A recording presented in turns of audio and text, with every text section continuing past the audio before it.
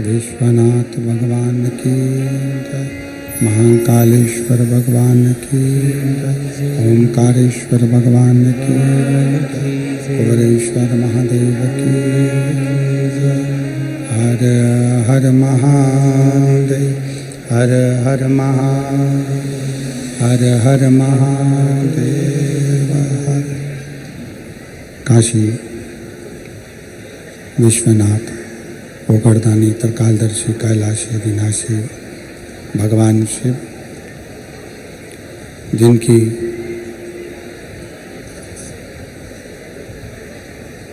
पुनीत पावन पवित्र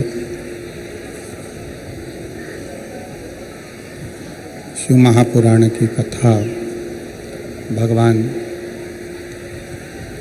शिव की कृपा से, उनकी करुणा, उनकी उदारता से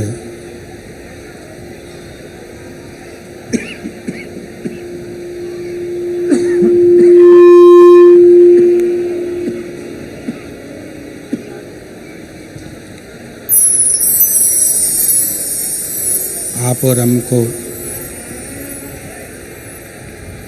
श्रवण करने का सौभाग्य प्राप्त हुआ है। बड़े भाग्यशाली हैं सभी शिवभक्त जो इस पवित्र पावन शिव महापुराण की कथा को श्रवण करने के लिए विराजमान हैं। शहादा की ये पवित्र भूमि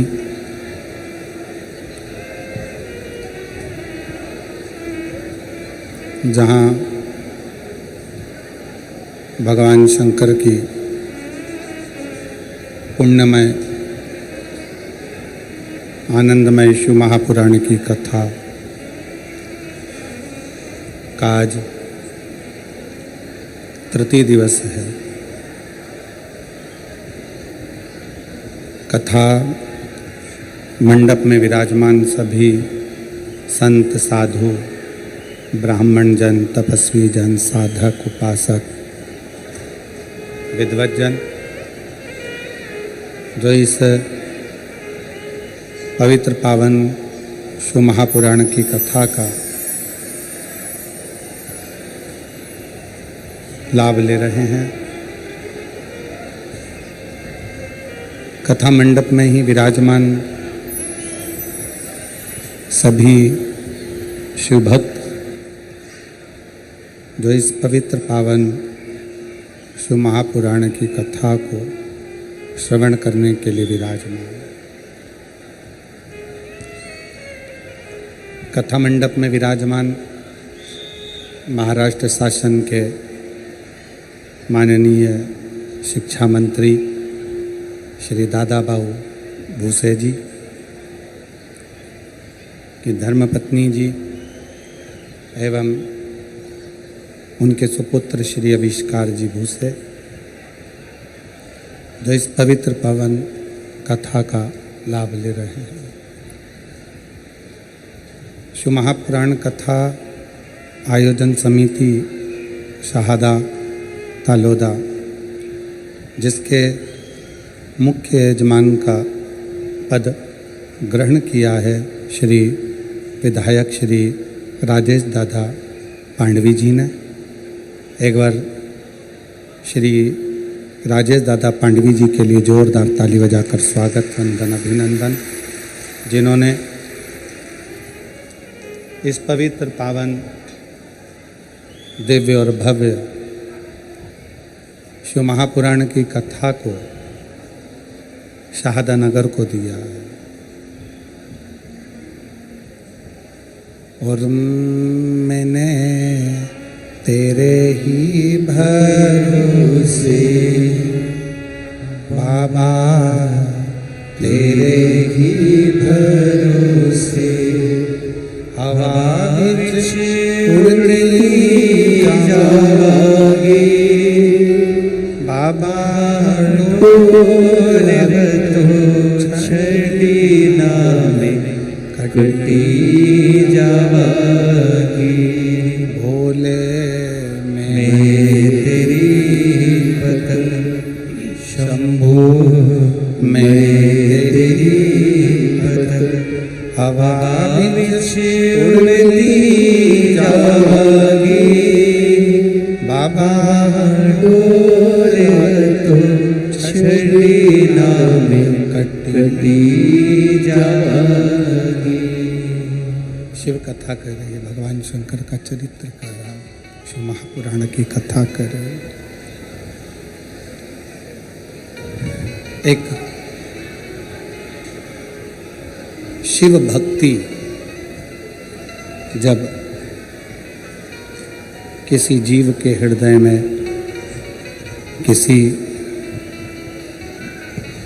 मानव के हृदय में प्रवेश करती है, तो वो शिव भक्ति कहीं ना कहीं व्यक्ति को पुनरपि जननम पुनरपि मरणम के प्रपंच से छुड़ा देती है और शिव से मिला देती है।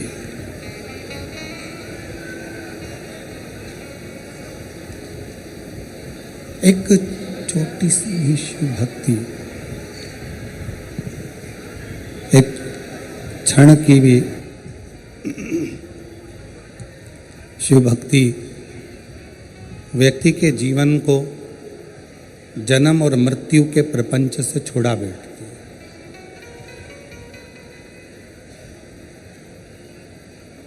है। जगत गुरु शंकराचार्य जी ने भी अपनी वाणी में यही कहा है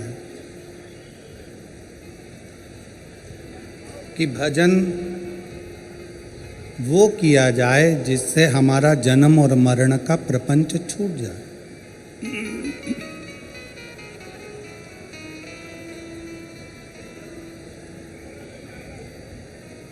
यदि जन्म और मरण के प्रपंच में हम लोग फंसे हुए हैं और उससे बाहर ही नहीं निकल रहे हैं, उससे निकल ही नहीं पा रहे हैं, तो फिर हमारा इस संसार में जन्म लेना, इस संसार में मृत्यु लोक में आना, इस संसार में जन्म लेना बेकार।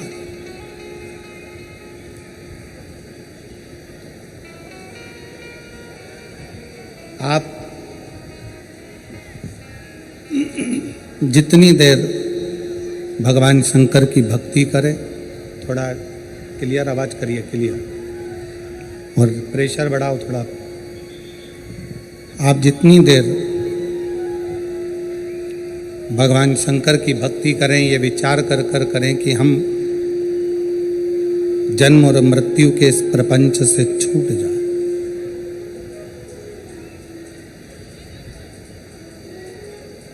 83,99,999 योनियां काटने के बाद ये मानव की देह मिलती है।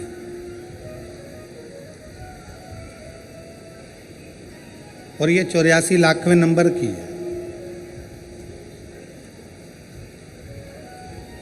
इसके बाद में फिर वापिस वही साइकिल घूमने लगती है, फिर पुनरपि जननम पुनरपि मरणम, फिर जन्म फिर मृत्यु, फिर जन्म फिर मृत्यु।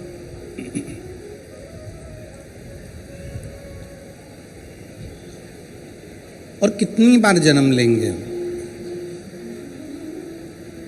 कितनी बार हम मृत्यु लोक में, कितनी बार हम मृत्यु लोक में जन्म लेंगे, कितनी बार हम मरेंगे, फिर जन्म लेंगे, फिर मरेंगे, कितनी बार?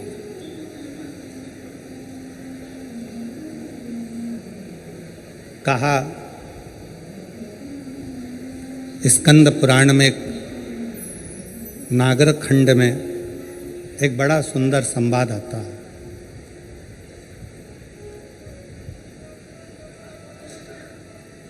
कात्यायन ऋषि का।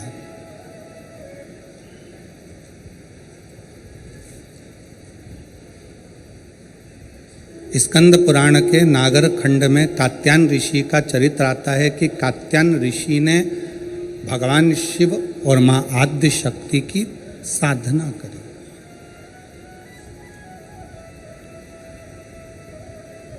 पूछा कि यह साधना करने का कारण क्या है, क्यों कर रहे हैं, किस लिए? आप यदि कथा में जा रहे हो तो लोग आपसे पूछेंगे क्यों जा रहे हो, किस लिए? वहां क्यों जाना, किस लिए जाना, किस कारण? आप दवाई खा रहे हो तो लोग पूछेंगे दवाई किस लिए खा रहे हो, क्यों खा रहे हो, क्या कारण है, क्यों खाई जा रही, किस लिए?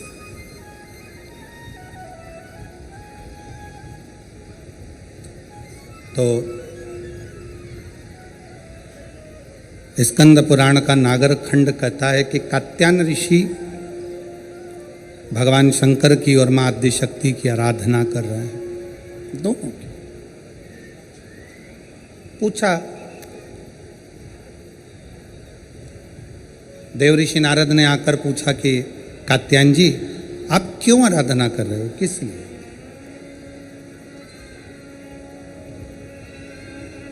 तुम्हारे आराधना करने का कारण क्या है, तुम्हारे भजन करने का कारण क्या है, तुम्हारे स्मरण करने का कारण क्या है, तुम्हारी भक्ति करने का कारण क्या है, तुम्हारा नाम जाप करने का कारण क्या है, तुम्हारा भगवत नाम लेने का कारण क्या है, किस कारण से कर रहे हो?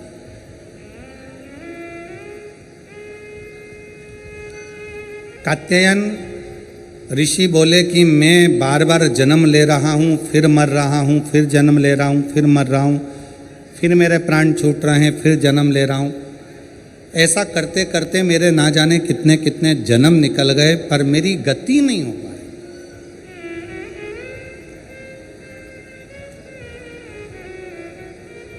कितने जन्म निकल गए, कितने? और मेरी शाहदा की जीजियों, मेरे शाहदा के जीजाओं, मेरी बेटियों बेटाओं, मेरी माताओं, मेरे भाई मेरी बहनों, मेरे सखा मेरे बांधव,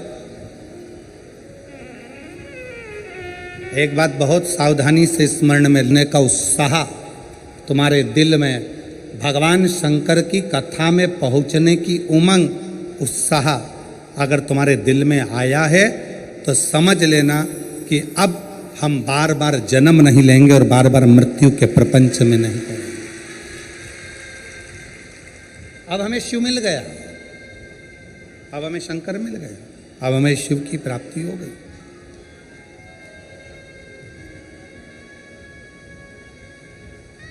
प्यार किसको कहते हैं, प्रेम किसको कहते हैं?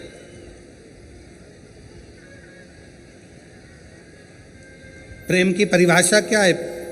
प्रेम किसको कहते हैं कि जिससे मिलने के लिए उत्साह बढ़ता जा, उमंग बढ़ती जा, दिल में तमन्ना, उत्साह, उमंग बढ़ती चली जा रही है। वो एक लाइन आप लोग गुनगुनाते हो ना,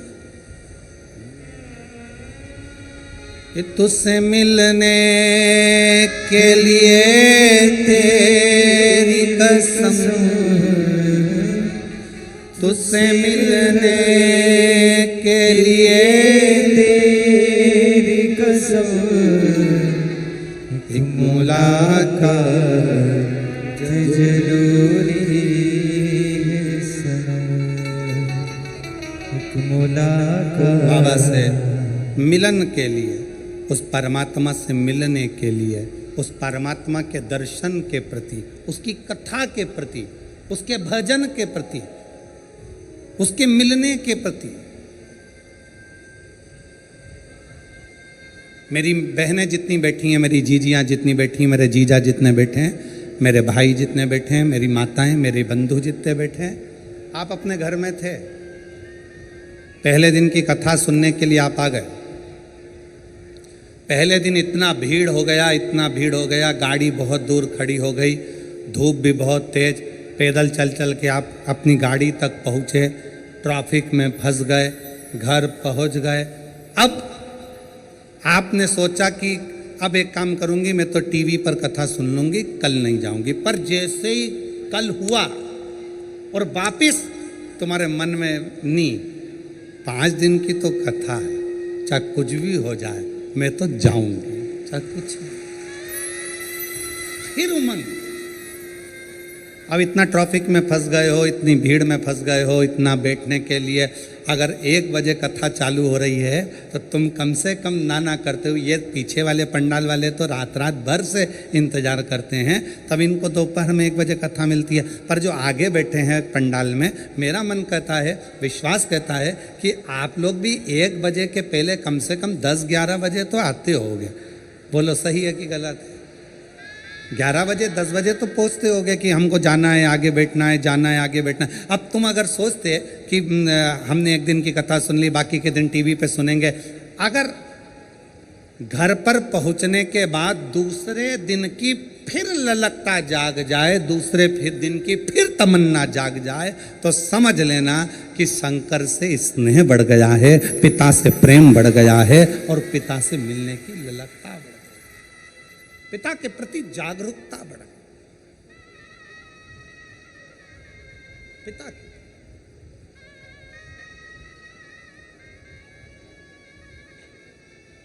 उससे मिलन की आस बढ़ गई, उससे मिलन की।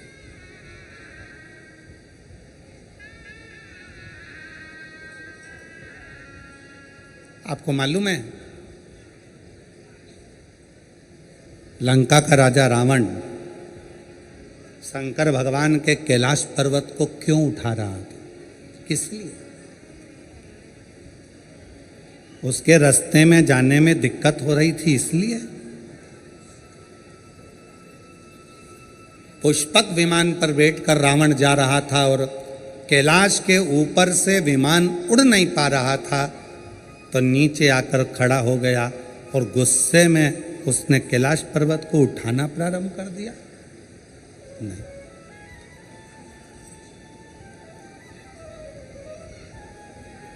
क्यों उठा? रावण को क्या पड़ी थी जो कैलाश पर्वत को उठाने में लग गया?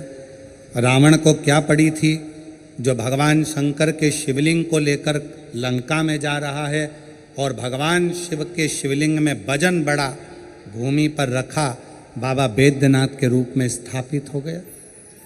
क्या पड़ी थी?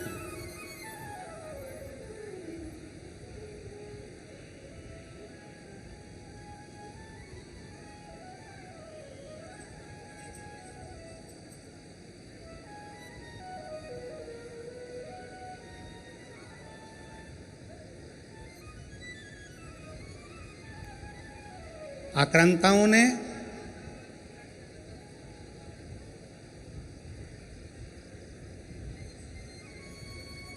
इन विधर्मियों ने सबसे ज़्यादा अगर कोई मंदिर तोड़े हैं तो शंकर जी के तोड़े हैं।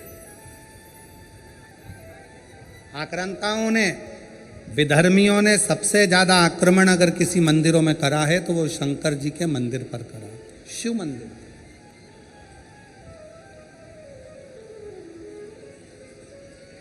कभी विचार करिएगा, कभी स्मरण करिएगा आप, विचार करिएगा आप कि रावण में ऐसा क्या था कि रावण भगवान शंकर के कैलाश पर्वत को उठाने में लग गया, भगवान शंकर के शिवलिंग को ले जाने में लग गया। आखिर वो कैलाश पर्वत में, वो शिवलिंग में ऐसा क्या है जिसको वो उठाना चाहता है, जिसको वो उठा, क्या है?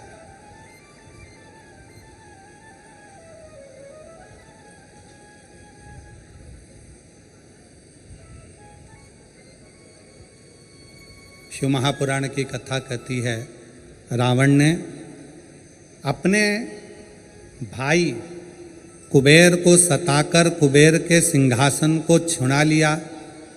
रावण ने अपने भाई कुबेर को सताकर उसका पुष्पक विमान भी ले लिया, पर रावण कुबेर का सिंहासन उठाकर ले गया।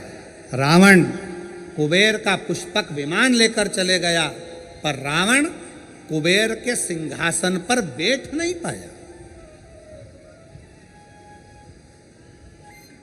रावण कुबेर के सिंहासन पर, कुबेर की गादी पर बैठ नहीं सका, बैठ नहीं पाया।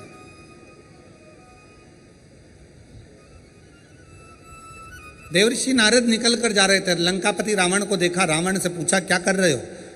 रावण कहने लगे कि मेरे को एक बात समझ में नहीं आती कि मैंने सारे इंद्र के सिंहासन को अपना बना लिया, देवताओं के सिंहासन को अपना बना लिया, सारे ग्रहों को अपने अनुकूल कर लिया, पर एक बात समझ में नहीं आती कि ये कुबेर का जो राज्य है, कुबेर का जो सिंहासन है, कुबेर का जो राज्य है, कुबेर का जो सिंहासन है, कुबेर का जो पद है, कुबेर की जो प्रतिष्ठा है, कुबेर का जो वैभव है, कुबेर का जो धन है, रावण कहता है ये मुझे कैसे प्राप्त हो, उसको मैं पाऊं कैसे, वो मुझे मिले कैसे, वो मुझे प्राप्त कैसे हो? देवऋषि नारद ने कहा, देवऋषि नारद बोले कि रावण, क्या तुमको मालूम है कि कुबेर की सत्ता, वैभव, लक्ष्मी, धन, संपदा कहाँ पर है? रावण ने पूछा, आप बताओ नारद जी की वो सत्ता, वो वैभव, वो पद, वो प्रतिष्ठा कहाँ है? देवऋषि नारद के मुख से निकल गया कि जो कैलाश पर्वत है, जिस पर्वत पर भगवान शंकर विराजमान होते हैं, उस पर्वत के ठीक नीचे कुबेर का पद, कुबेर की प्रतिष्ठा, कुबेर का वैभव, कुबेर की लक्ष्मी, कुबेर का धन, सब कैलाश पर्वत के नीचे।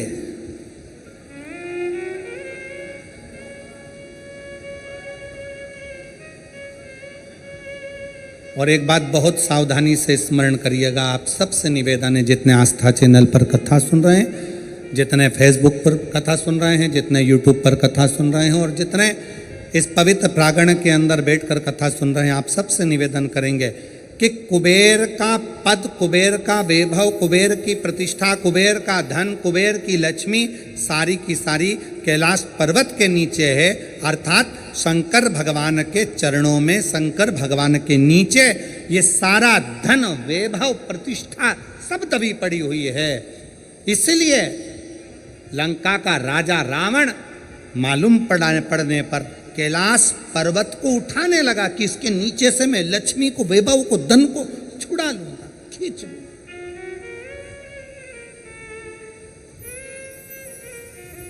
पर वो मिलता नहीं है, पर वो प्राप्त नहीं हुआ, पर वो मिला नहीं। फिर रावण ने विचार करा, रावण ने फिर विचार करा कि अगर ये कैलाश पर्वत नहीं उठ रहा तो मैं समय आने पर लंका में शंकर भगवान को लेकर जाऊंगा।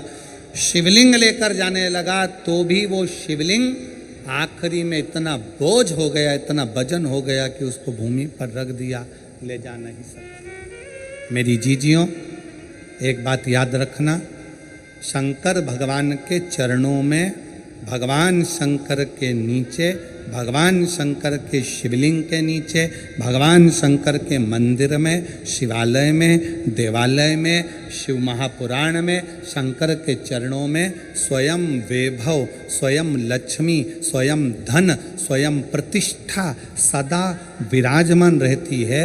जब हम एक लोटा जल शंकर जी को चढ़ाते हैं, उस जल पर हाथ लगाकर थोड़ा सा जल उसमें से झेल कर लाते हैं, अपने घर के दरवाजे पर, दुकान पर, व्यापार पर, व्यवसाय पर, अपने वाहन पर जब हम वो जल छूटते हैं, उस जल को हम छिड़कते हैं, तो ये मान कर चलना कि आज नहीं तो कल एक ना एक दिन ऐसा आएगा कि भगवान के नीचे की चरण की वो लक्ष्मी तुम्हारे घर में प्रवेश जरूर करेगी और एक दिन तुम धनपति वैभवपति बनोगे।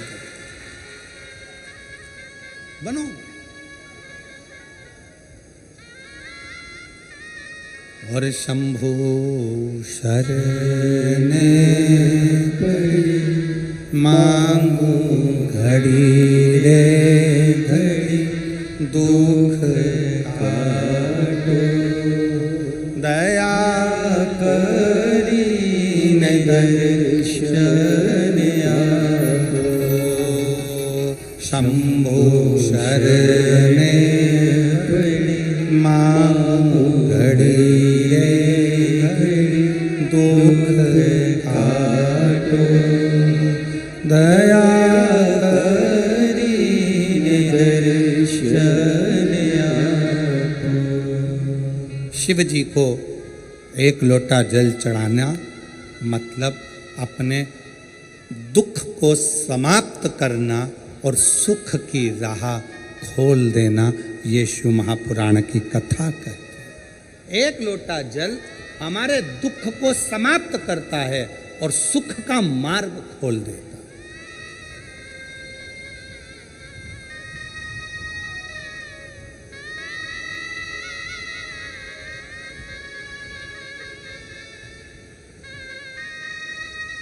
जितने लोग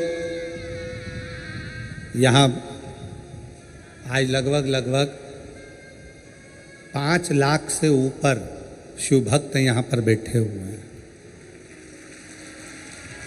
पंडालों की कैपेसिटी से ज़्यादा भरे पड़े, जितने अंदर उससे ज़्यादा बाहर अपना अपना चादर छाता लगा लगा कर लोग बैठे हुए हैं। कुछ गाड़ी के अंदर बैठकर कोई कहीं, कोई पेड़ों की छाँव में, कोई बिल्डिंगों की छाँव में, जहाँ तहाँ लोग बैठे बैठे।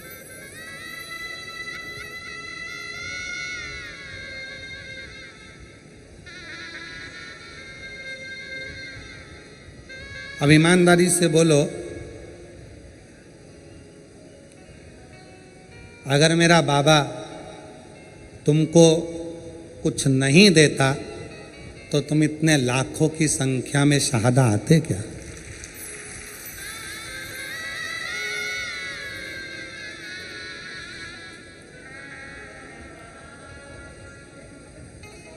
खाली न जाता कोई दर से तुम्हारे, खाली न जाता कोई दर से तुम्हारे। मैं खड़ी हूँ नदी पाहे फसाए, अपने हृदय से लगा लो, गिरा जा रहा हूँ, उठा लो, भोले अपने दर से अब तो न टालो, गिरी जा रही हो, उठा लो, भोले अपने दर से अब तो न टालो, गिरा जा रहा हो, उठा लो। अगर भगवान भोलेनाथ नहीं देते तो यहाँ कौन आता? कृपा की न होती, जो आदत तुम्हारी तो सुनी ही रहती, अदालत तुम्हारी जो गरीबों के दिल में जगह तुम ना पाते तो किस दिल में होती इबादत तुम्हारी। ये तुम्हारी ही कृपा है, तुम्हारी।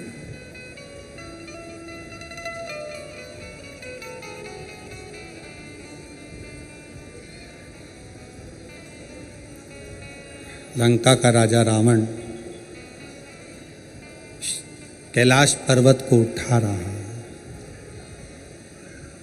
क्यों? उसको मालूम है कि इसके नीचे कुबेर का वैभव, कुबेर की सत्ता, कुबेर का आनंद, कुबेर की लक्ष्मी इसी के नीचे है। उठा रहा।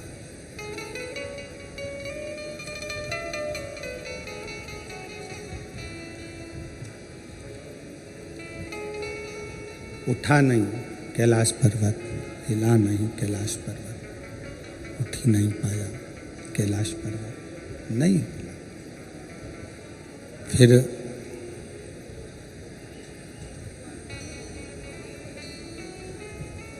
हार गया। जब नहीं उठा, हाथ दब गया, हार गया।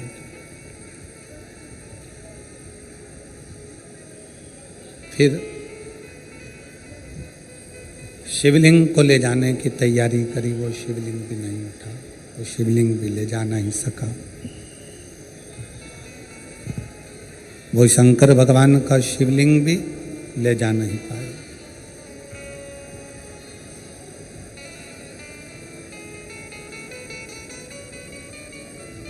इन हाथों की रकीलें अगर गलत हैं, ज्योतिषी आचार्य ने कह दिया कि ये रेखाएं तुम्हारी गड़बड़ हैं, ये रेखाएं गलत हैं, तो इन हाथों में जल का भरा हुआ एक लोटा पकड़ाओ। इस हाथों से शिव जी को जल चढ़ाना प्रारंभ करो। इन हाथों से शिव मंदिर में सफाई करना प्रारंभ करो। हाथों की रकीलें धीरे धीरे सुलझना प्रारंभ हो जाएगी और तुम्हारा जीवन श्रेष्ठ होता चलेगा, जीवन श्रेष्ठ होगा। ये भाग्य की रेखाओं में, ये भाग्य की रेखाओं में अगर कुछ गलत लिखा गया है, इसको शिव मंदिर में, शिवालय में, भगवान शंकर के चरणों में इस मस्तक को झुकाना प्रारंभ करें।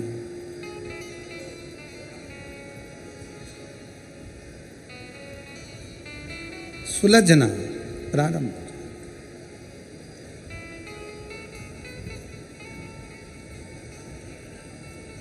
पर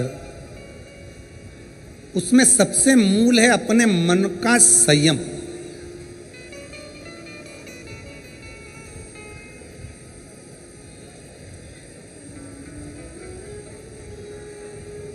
अपने मन का संयम।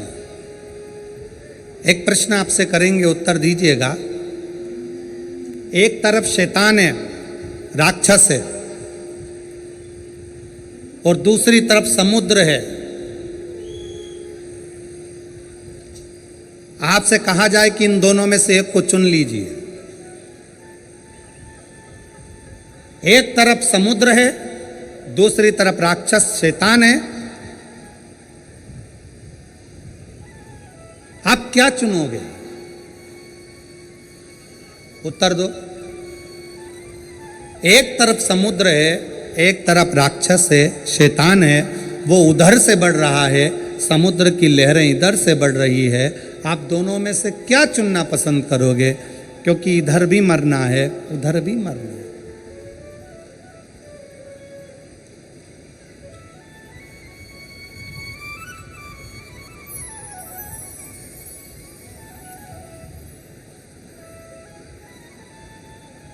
क्या चुनो?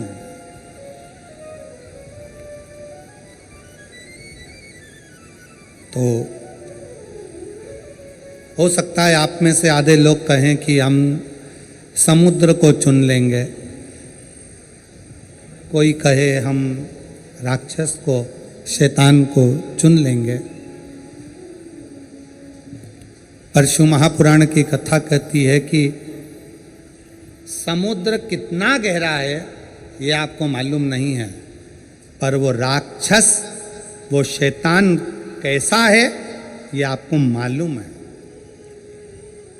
तो प्रयास करना कि वो राक्षस को चुनना श्रेष्ठ है कि कम से कम ये राक्षस है, ये हमको मालूम है, इसको कैसे डील करना है ये हमको मालूम है, ये कैसे इसको संभालना है ये हमको मालूम है। हम उस राक्षस को छोड़कर अगर समुद्र के पास जाएंगे, दिख तो अच्छा रहा है, लहरें भी अच्छी लग रही है, पर यह कितना गहरा होगा और कितनी गहराई में ले जाएगा और कब समाप्त कर देगा पता नहीं चल पाएगा, पता नहीं चल दिखेगा।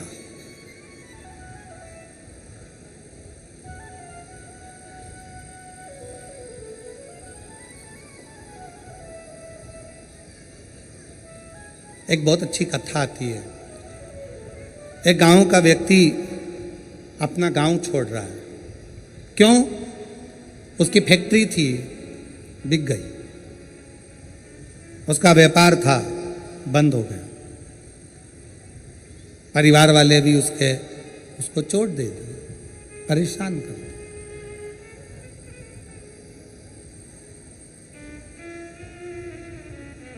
उसने प्लान बनाया कि अब मुझे इस गांव में नहीं रहना है, मुझे ये गांव छोड़ना है, मुझे ये गांव छोड़कर जाना है।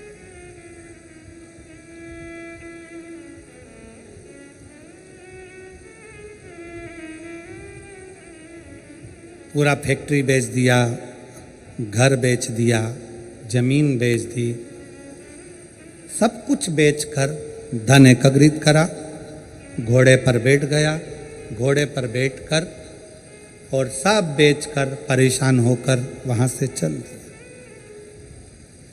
60 किलोमीटर दूर दूसरा गांव था, वहां पहुंच गया। गांव में जाकर देखा तो गांव के लोग आम के पेड़ के नीचे, पीपल के पेड़ के नीचे बैठे हुए हैं, बातचीत कर रहे हैं, सब आपस में बातें कर रहे थे।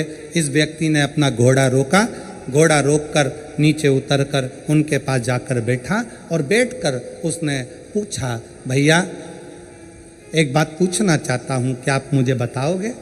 बोलो क्या बात पूछना है, क्या पूछना चाहते हो? भैया ये बताओ यहां के लोग कैसे हैं?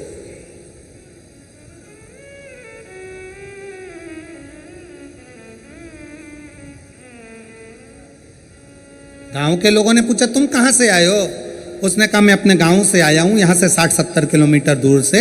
मेरा सारा अब वो गांव मैंने छोड़ दिया है और मैं सोच रहा हूं कि कोई गांव में जाकर बसना है, मुझे किसी गांव में जाकर रहना मुझे। तुम बताओ यहाँ के लोग कैसे हैं, इस गांव के लोग कैसे हैं? तो गांव के लोगों ने पूछा कि तुम हमसे पूछ रहे हो कि यहाँ के लोग कैसे हैं, पहले तुम बताओ कि तुम जो अपना गांव छोड़कर आए हो वहां के लोग कैसे थे?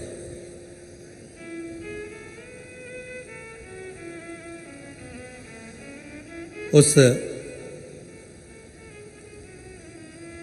व्यक्ति ने कहा वहां हमारे गांव के लोग इतने दुष्ट, पक्के रावण, कंस की औलाद,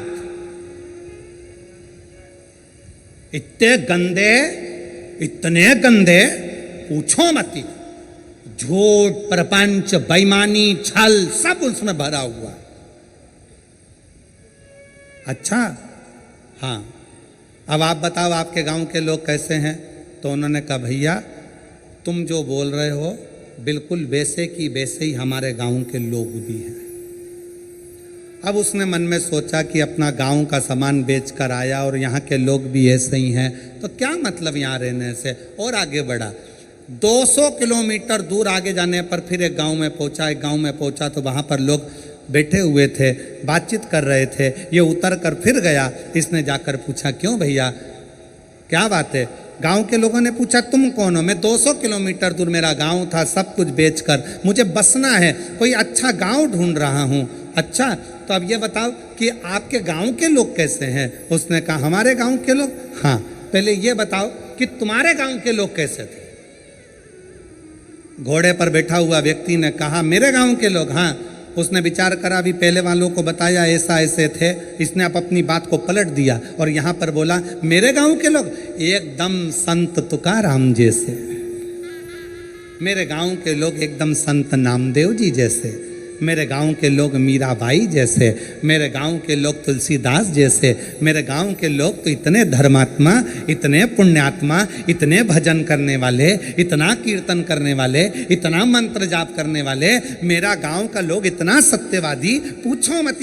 इतने में फिर इसने पूछा अब बताओ तुम्हारे गांव के लोग कैसे हैं? तो सारे गांव वाले एक जैसे बोले बस हमारे गांव के लोग भी तुम जैसा बता रहे हो ना बिल्कुल वैसे की वैसे ही है। हमारे गांव के लोग भी धर्मात्मा है, हमारे गांव के लोग भी पुण्यात्मा है, हमारे गांव के लोग भी सत्कर्मी हैं, हमारे गांव के लोग भी संत तुकाराम जी जैसे हैं, हमारे गांव के लोग भी संत नामदेव जी जैसे हैं, हमारे गांव के लोग भी मीराबाई जैसे हैं।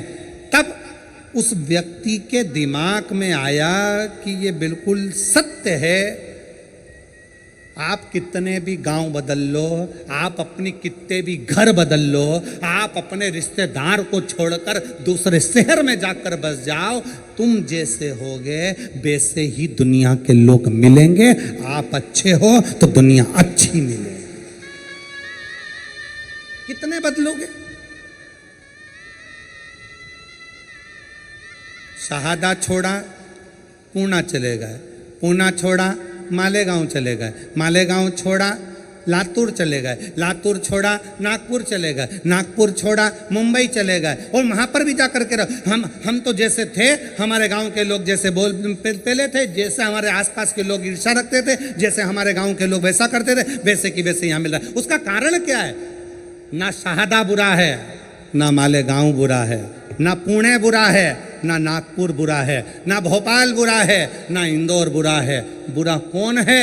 हमारी सोच कि हम दिन भर एक दूसरे में बुराइयां ढूंढते रहते हैं। मेरा पड़ोसी ऐसा, मेरा रिश्तेदार वैसा, मेरा देवर ऐसा, मेरी देवरानी ऐसी, मेरी जेठानी ऐसी, मेरा परिवार ऐसा, मेरा कुटुंब ऐसा, मेरा कबीला ऐसा। हम दिन रात अपने गांव में रहकर, अपने घर में रहकर भी हम दिन भर बुराई ढूंढते थे। तो तुम अच्छे से अच्छे बंगले में जाकर रह लो, वहां भी तुमको बुराई ही मिलेगी। तुम अच्छे से अच्छे 5 स्टार होटल में रह लो, वहां पर तुमको बुराई ही मिलेगी। और जब तुम्हारी आदत हो गई छोटे से घर में भी अगर तुम दिल बड़ा रखकर प्रेम के साथ रहते हो ना, तो तुम जहाँ रहोगे ना वहाँ पर भी तुमको आनंद की अनुभूति होती रहेगी, प्रसन्नता मिलती रहेगी वहाँ पर।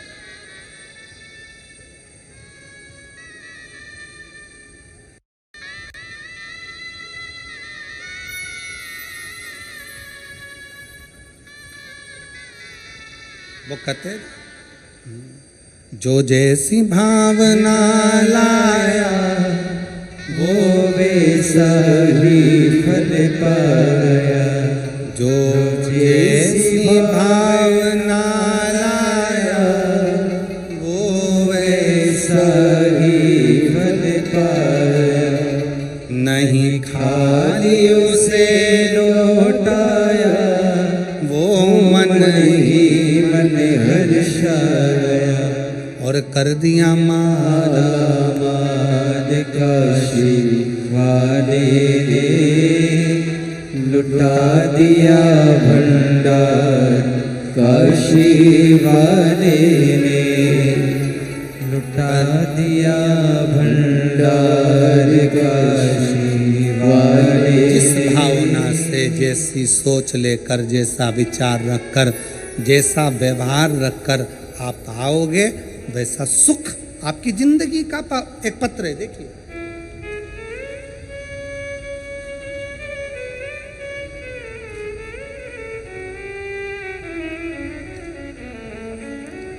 मेरा नाम ललिता परमेश्वर पाटोले, मैं नासिक महाराष्ट्र से हूँ।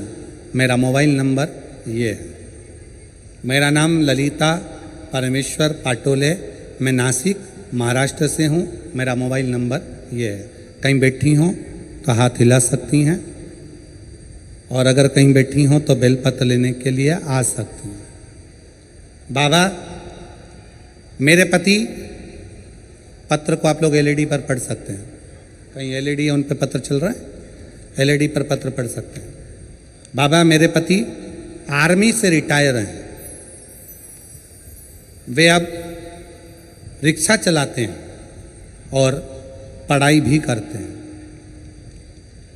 आर्मी से रिटायर होने के बाद मेरे पति रिक्शा चलाते हैं और पढ़ाई भी करते हैं। 2023 को नासिक में कथा चल रही थी, जब दादा बाबू भूसे ने उस पवित्र कथा का लाभ हमको दिया था। हम लोग नासिक के उस पवित्र कथा को सुन रहे थे। मेरे पति आपको नहीं मानते थे, ना मेरे पति आपको जानते थे ना मानते थे। गुरुदेव, उनका विश्वास नहीं था, क्योंकि मिलिट्री में सर्विस करते थे, जैसी सोच थी वैसे अनुकूल बोलेगा। मैंने अपने पति से कहा आप भले कथा सुनने मत जाओ, मुझे पंडाल के बाहर छोड़कर आ जाओ। मेरे पति मुझे पंडाल के बाहर छोड़ने आते थे, चले जाते थे। तब वो तीसरे दिन पंडाल में भीड़ के वजह से रुक गए। उन्होंने कहा भीड़ ज़्यादा है, वापस लेने कैसे आऊँगा? तो उन्होंने गाड़ी खड़ी कर कर तीसरे दिन की कथा में पंडाल में ही रुक गए। पंडाल में रुके। उस दिन धूलिया से एक औरत पैदल आई थी, उसे देखकर मेरे पति के आंखों में आंसू आए। बाबा सबकी सुनता है। उसने उस स्त्री से पूछा तुम पैदल चलकर धूलिया से नासिक आई हो, तुम्हें बाबा ने क्या दिया? उस महिला ने कहा मैंने जो मांगा था मेरे भोलेनाथ ने दे दिया, इसलिए मैं पैदल चलकर नासिक तक आई हूँ। नासिक तक आई हूँ। मेरे पति को लगा मैं आर्मी से रिटायर हूँ, अब रिक्शा चलाता हूँ, पर मेरी कोई सरकारी नौकरी नहीं लग रही है, मेरे बेटे की भी नौकरी नहीं लग रही है। आज कथा का तीसरा दिन है। आज मैं पृथ्वी पर बैठकर, पंडाल में बैठकर बाबा से विनय करता हूँ, अगर कुबरेश्वर बाबा शंकर जी की कथा में अगर प्रबलता है तो वो मेरी भी नौकरी लगा दें और मेरे बेटे की भी लगा दें। गुरुदेव, बेटे का मेडिकल बार बार रुक रहा था, नासिक में उसका मेडिकल होने वाला था, और मेरे पति ने तीसरे दिन की कथा में बाबा से गुहार लगाई। लोग कहते हैं कि ये शिव महापुराण का पंडाल है। मेरे पति ने कहा वो सियोर वाला महाराज इतना दमदारी से बोलता है, मतलब शिव पुराण की कथा में शंकर खुद कथा करता है, अगर उसके सामने बैठकर बोला जाए तो बाबा सुनता जरूर है। मेरे पति ने गुहार लगाई और बाबा से प्रार्थना कर कर मेरे पति कथा सुनकर आ गए। जब पूरी कथा हो गई, कथा सुनकर हम लोग घर आए। घर आने के बाद मेरे बेटा एक एग्ज़ाम दे रहा था। एग्ज़ाम का रिजल्ट जिस दिन हम घर पर आए शाम को, उसी दिन बेटे का शाम को फ़ोन आ गया कि पिताजी मेरा सिलेक्शन आर्मी में हो गया, बाबा की कृपा से मैं सिलेक्ट हो गया। गुरुदेव, आर्मी में तो सिलेक्ट हो गया। मेरे पति बोले एक बार सीहोर जाना है, वहाँ पर जाकर बाबा से अर्जी लगाना है। कथा सुनी, 15 दिन बाद सीहोर पहुँच गए। सीहोर में कंकर शंकर की पूजन कर कर कहा बाबा तूने मेरे बेटे की तो नौकरी लगा दी, बस मैं बचा हूँ, आर्मी से रिटायर हुआ हूँ, रिक्शा चलाता हूँ, तू मेरी और नौकरी लगा दे। बाबा की ऐसी कृपा हुई कि बाबा की कृपा से आज ऐसी करुणा, सीहोर से आने के बाद 3 महीना भी पूरा नहीं हुआ और बाबा की कृपा से मेरा बॉम्बे के अंदर मेरा सिलेक्शन जेल के प्रहरी के रूप में हो गया और मैं बाबा को यहाँ प्रणाम करने के लिए आया हूँ। मेरे बेटे की भी फ़ोटो लगा रहा हूँ और मेरी भी फ़ोटो लगा रहा हूँ, दोनों की लगा रहा हूँ। अब बेटे की फ़ोटो देखो जिसका मिलिट्री में हुआ और जेल प्रहरी के रूप में जिनका हुआ रिक्शा चलाते चलाते, उनकी भी फ़ोटो उन्होंने खुद की लगाई। एक बार जोरदार ताली बजाकर साथ बताया। एक लाइन अच्छी लिखी है,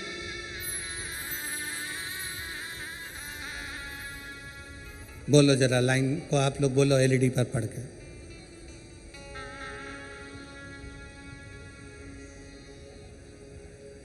बोलो बोलो जरा, टीवी पर देख के बोलो। कब से खड़े हैं झोली पसार, क्यों न सुने तू मेरी पुकार। मुझे तेरा ही सहारा है मेरे भोले बाबा,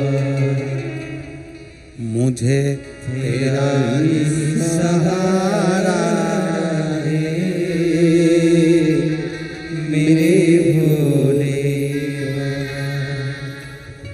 कब से खड़े हैं झोली पसार, क्यों न सुने तो मेरी पुकार, मुझे तेरा ही सहारा है मेरे भोले बाबा।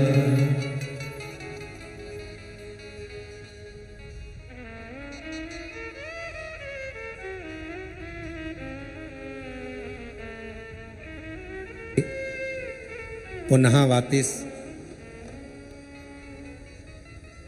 नौकरी लगी, बेटे की भी नौकरी लगी। एक बार जोरदार ताली बजाकर स्वागत करिए। और मुझे तेरा ही सहारा है मेरे भोले बाबा, मैंने तुझे ही पुकारा है मेरे भोले बाबा। दिल से उसको कल कथा में कहा था, दुनिया की निगाह में ये केवल कथा का पंडाल है।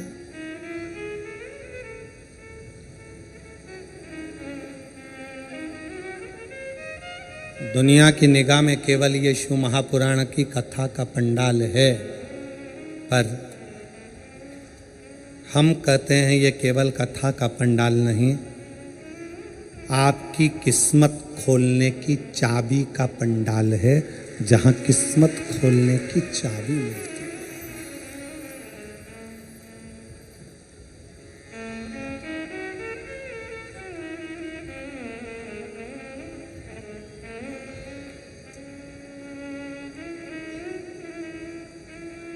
और मुझे तेरा ही सहारा है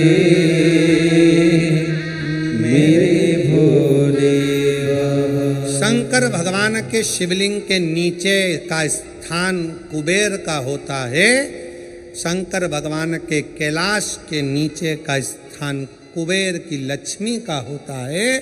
इसलिए प्रत्येक शिवालय में तुम्हारे घर में अगर छोटा सा भी शंकर का शिवलिंग है, तुम्हारे घर में अगर छोटा सा भी मट्टी का, पत्थर का, लकड़ी का, पीतल का, तांबे का, स्फटिक का, पारद का, जिसका भी तुम्हारे घर में अगर छोटा सा भी अगर शिवलिंग है, तो तुम्हारे घर में जहाँ शिवलिंग रखाता है, समझ लेना वहाँ लक्ष्मी बढ़ती चली जाती है, लक्ष्मी कम नहीं हो सकती,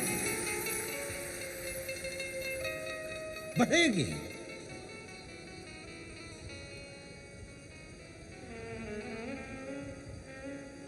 बस दो चीजों का स्मरण रखिए, एक अपने खानदान का और दूसरे अपने खान पान का।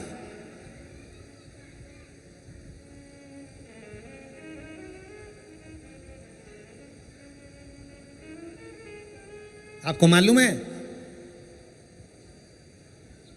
जब अंग्रेजों ने भारत पर हुकूमत करी है तो उन्होंने विचार करा सबसे पहले कि करा क्या जाए, भारत के लोगों को अपना गुलाम कैसे बनाया जाए। तो उन्होंने सबसे पहला प्रयास करा कि इनके खानदान मिटाए जाएं। जो राजसी खानदान थे, जितने जितने राजा हुआ करते थे, उन राजाओं के रजवाड़ों को, उन राजाओं के घरानों को तोड़ने का प्रयास किया गया। पहले खानदान तोड़े हैं, और जब राजाओं के खानदान नहीं टूट पाए, जब राजघराने नहीं टूट पाए, फिर इन्होंने खान पान तोड़ा। खान पान क्या? गलत तरह का भोजन विदेश से बुलाते थे और भारत के लोगों को वो गलत तरह का भोजन कराते थे।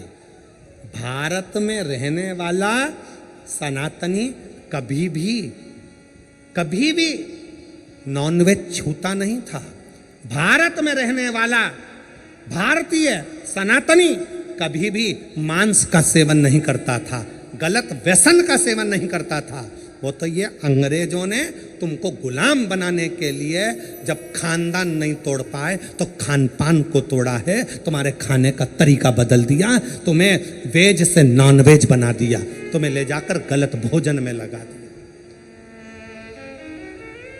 गलत भोज।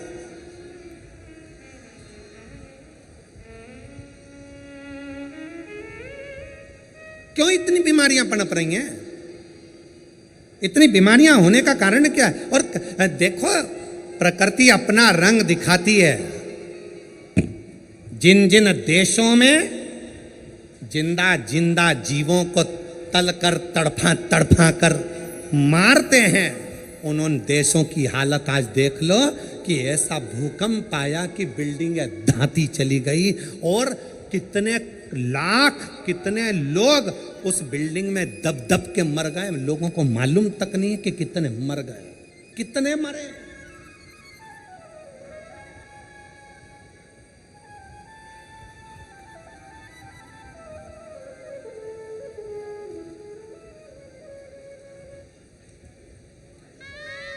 कितने।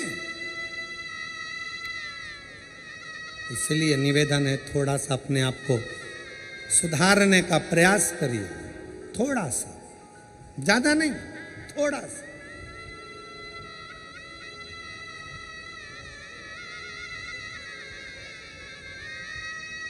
जो गलती हो गई,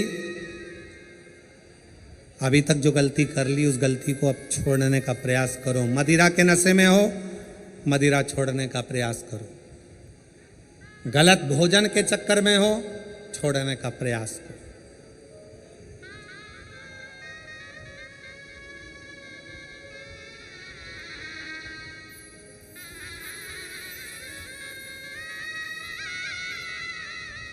हम कहेंगे तो थोड़ा सा लोगों को बुरा लगेगा, पर सत्यता है, जब उम्र और कमर, उम्र और कमर जब 40 की हो जाए या 40 से पार हो जाए तो भोजन मत बढ़ाओ, भजन बढ़ाओ, भोजन को कम करते जाओ।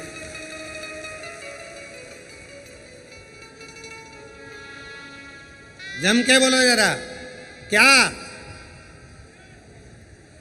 उम्र और, अरे अरे अच्छे से बोलो, उम्र और कमर जब 40 की हो जाए तो भोजन की मात्रा नहीं बढ़ाना है, भजन की मात्रा बढ़ाना है।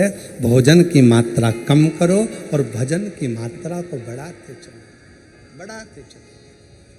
विठल विठल विठला, बढ़ा।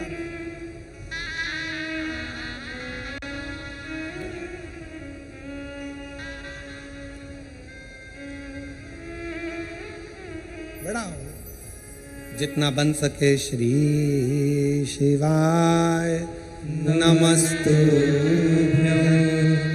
श्री शिवाय नमस्तुभ्यं,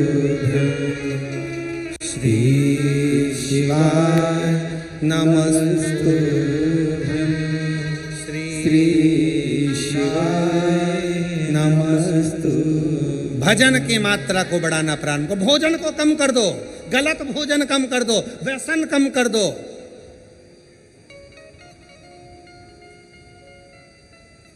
गलत विचार कम कर दो, गलत सोच कम कर दो।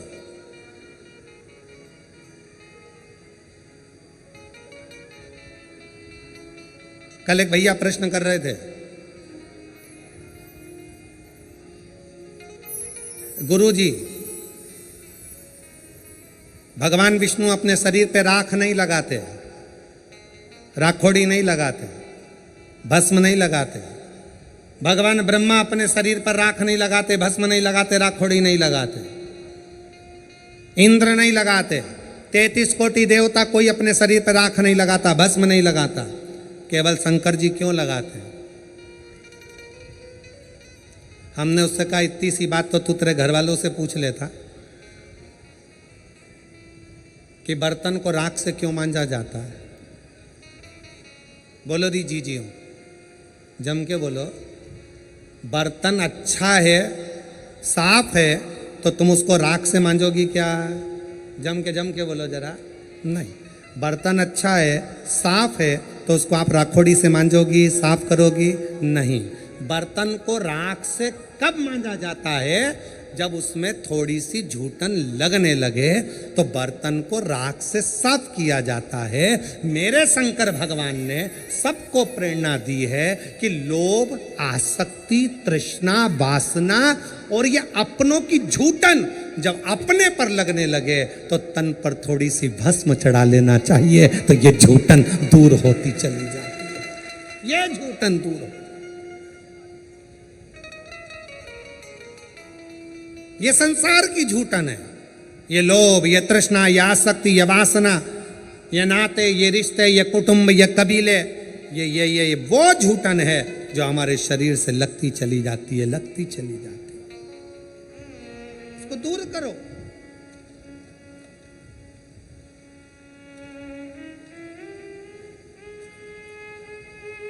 अच्छा अच्छा ट्यूब लगाओगे ना, क्रीम, अच्छा अच्छा खूब सारा सारा पाउडर, क्रीम, और वो नीले कलर का ऐसा,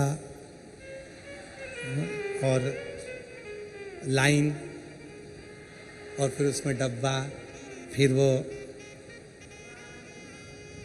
माला के वो धागा, एक नहीं दो, और फिर वो दो धागा ऐसा घुमा के ऐसा करके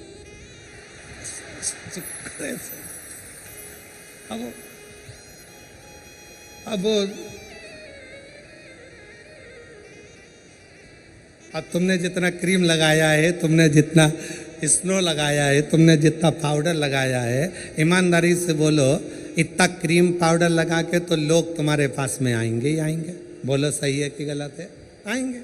अगर शंकर भगवान तो पहले से इतने ब्यूटीफुल थे, पहले से इतने सुंदर थे, इतने सुंदर,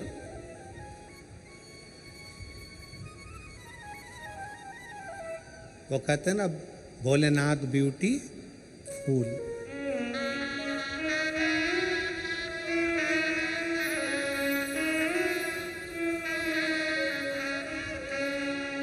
सिर पे गंगा लेवे कल्याण वो कर देवे, भोलेनाथ ब्यूटीफुल, जो नाम उसका लेवे भोले जी दर्शन देवे, भोलेनाथ ब्यूटीफुल। जो नाम शिव का लेवे कल्याण वो कर देवे, भोलेनाथ ब्यूटीफुल। इतने सुंदर तो शिव पहले से। और अगर भगवान शंकर मालूम पड़े और थोड़ा बहुत पेंटिंग पेंटिंग करके बैठ जाते तो ईमानदारी से बोलो 33 कोटि देवताओं के यहाँ जितनी देवियां हैं वो सब शंकर भगवान के चरणों के सम्मुख में बैठी रह जाती। सारी देवियां, सारी देवियां। शंकर भगवान ने कहा मुझे अपने पास में किसी को नहीं रखना, ज्यादा सुंदर रहूंगा लोग आएंगे, इसलिए शंकर भगवान ने भस्म को अपने तन पर धारण कर लिया कि यह संसार झूठा, ये परिवार झूठा, ये कुटुंब झूठा, ये नाते रिश्ते झूठे, ये सब झूठ है। इसलिए झूठन को दूर करने के लिए जैसे बर्तन पर राख लगी हो तो वो बर्तन पर लगी राख झूठन साफ कर देती है। मेरे शिव कहते हैं तन पर चढ़ी हुई भस्म इस संसार के झूठे लोगों को दूर कर देती है। झूठे लोगों को।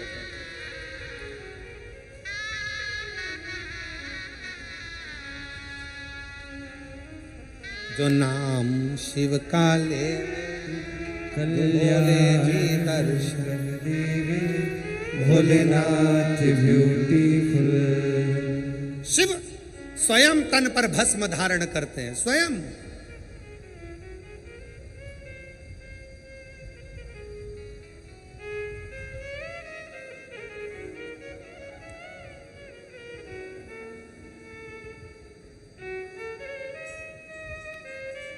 अगर कोई तुमसे कहे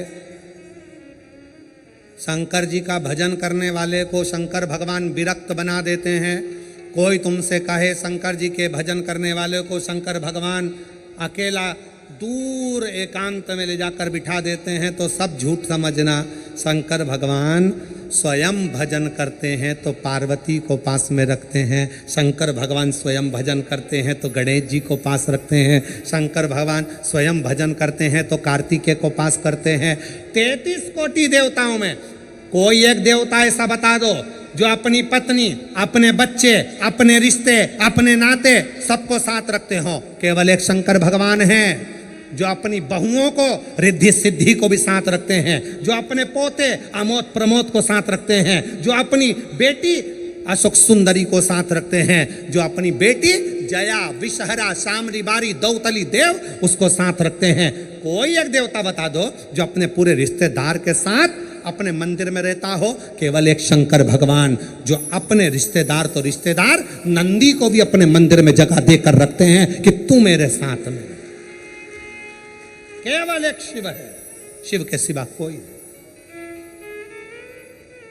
शंकर भगवान कभी विरक्ति नहीं देते, शंकर भगवान परिवार को जोड़ देते हैं, शंकर भगवान कभी तुमको कष्ट नहीं देते, शंकर भगवान कष्टों से दूर कर देते हैं। दुनिया की ऐसी कौन सी बीमारी है जिसका इलाज शंकर की भक्ति ना कर पाई। एक पत्र है, देखिए।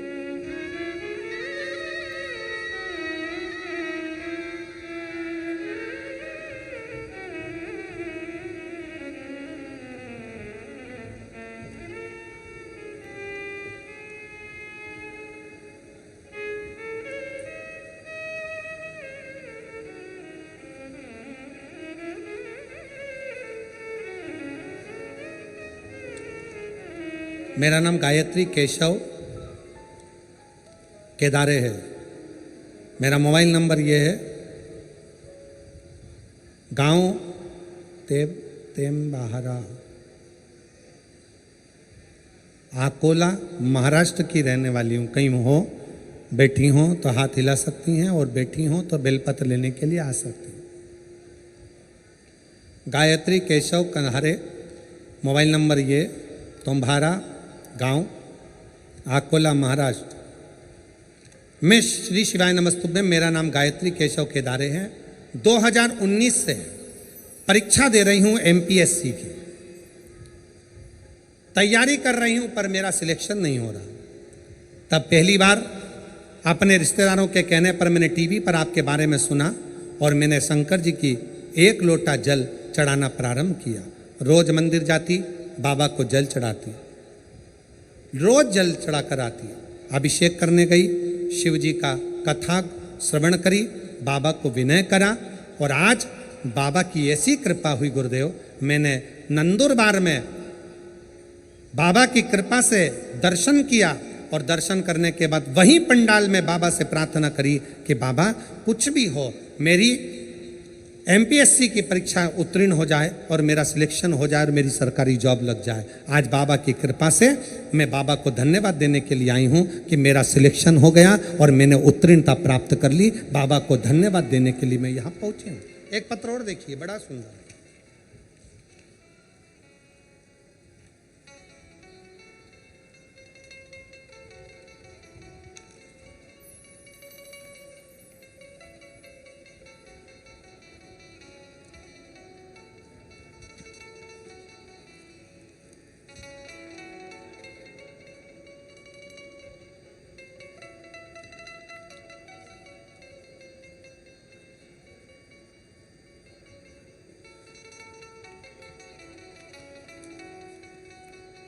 मेरा नाम मंगला मणिलाल चौधरी है। मैं एड्रेस जरा आप लोग पढ़ लिया करो। मैं तहाड़ी तहसील शाहदा, जिला नंदुरबार में रहती हूँ। मेरा मोबाइल नंबर ये है। मुझे गर्भाशय में कैंसर की बीमारी सितंबर 2024 में थी। मैंने शुरुआत में नासिक के ट्रीटमेंट भी लिया, ऑपरेशन भी किया, फिर बाद में पूना का ट्रीटमेंट ली। मुझे बहुत तकलीफ़ होती थी। मैंने आपकी कथा के बारे में सुना। कैंसर कम नहीं हो रहा था, कैंसर बढ़ रहा था। तब कथा के बारे में सुना और भोले बाबा के ऊपर उनकी शरण में जाना प्रारंभ करा, क्योंकि आप कहते हो सारी समस्या का हल एक लोटा जल, सारी समस्याएं मिट जाती है। तो मैंने ऑपरेशन से पहले जब दूसरा ऑपरेशन की बारी आई, तब नासिक में शिवालय में जाकर भोले बाबा को श्रद्धापूर्वक भोलेनाथ जी के ऊपर जाकर जल चढ़ाया। उनको बीमारी का इलाज करेंगे बाबा, आप ही मेरा ऑपरेशन करोगे और आप ही संभालोगे। बाबा से विनय करा, रुद्राक्ष का जल शिव जी को चढ़ाकर पीना प्रारंभ किया। बाबा की ऐसी कृपा हुई, अब भोले बाबा की कृपा से मैं कैंसर की बीमारी से मुक्त हो गई हूँ और मेरा रिपोर्ट भी नील में आ गया है। मैं बाबा को यहाँ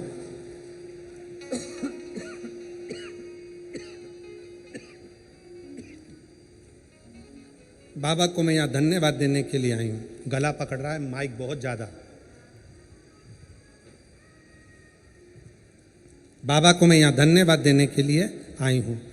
कहीं बैठी हो तो एक बेलपत्र लेने के लिए आ सकती हो। शिव की भक्ति किसको कहते हैं?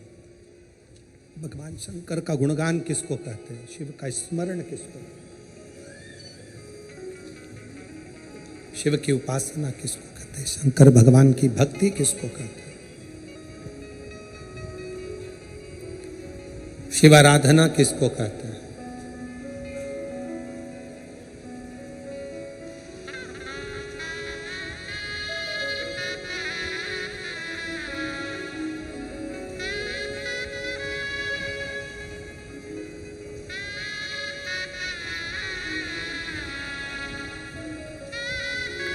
आप जब भगवान शंकर को हृदय से भाव से पुकारोगे, दिल से,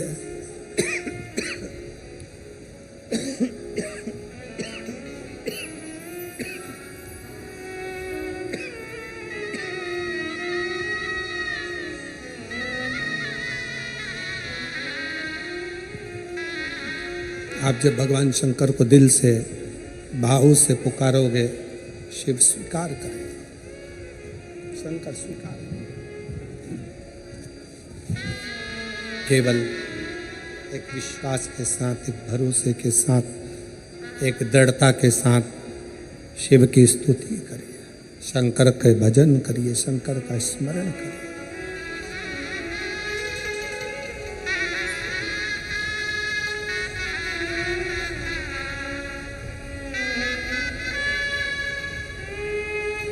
भगवान शिव का गुणगान, शिव का स्मरण, शिव की भक्ति जीवन को सुख देती है, आनंद देती है।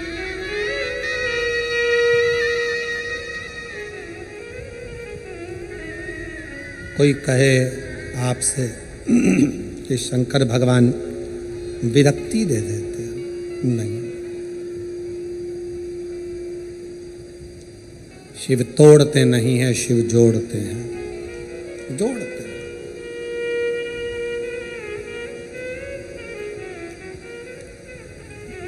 भगवान शंकर तोड़ने का काम नहीं करते, जोड़ने का काम करते, जोड़ते। अब वो आधारित है आपके विश्वास पर।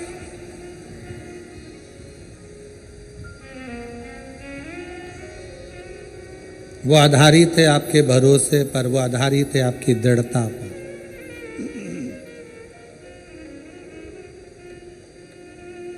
जो जैसी भावना लाया वो वैसा ही फल पाया, नहीं खाली उसे लौटाया, वो मन ही मन हर्षाया, और कर दिया माला माल काशी वाले ने, लुटा दिया भंडार काशी वाले ने।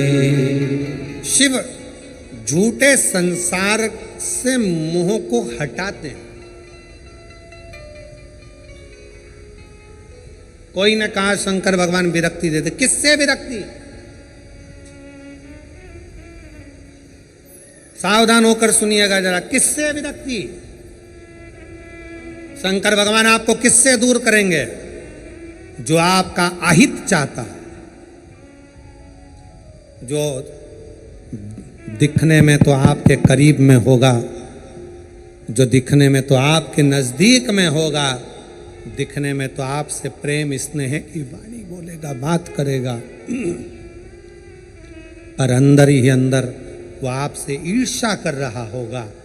ऐसे ईर्ष्या करने वाले से मेरा शिव तुम्हें दूर करता चले जाता। आ जाओ दूर। ऐसा ही फल पाया जो जैसी भावना लाया, वो वैसा ही फल पाया। नहीं खाली उसे लौटाया, वो मन ही मन हर्षाया। आप जितना जितना कोई कहे शंकर विरक्ति, किससे विरक्त कर देते हैं, किससे दूर कर देते हैं? तो कहा जो आपके लिए घातक है, जो आपके लिए दुखदाई है, जो आपके लिए कष्टप्रद है, शिव उसको दूर कर देते हैं। माल काशी वाले ने लुटा दिया भंडार, काशी वाले ने कर दिया माला माल, काशी वाले ने कर दिया माला माल, काशी वाले ने। शिव की आराधना आपको सुख दे, सुख।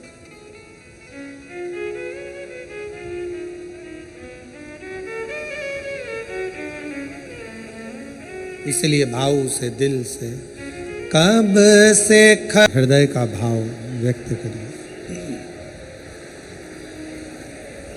जहाँ जगह मिले वहाँ बैठकर भगवान शिव जी को अपने मन का भाव कहिए, हृदय से अपनी बातों को कहिए और दिल से बाबा को प्रार्थना करिए, विनय करिए, निवेदन करिए।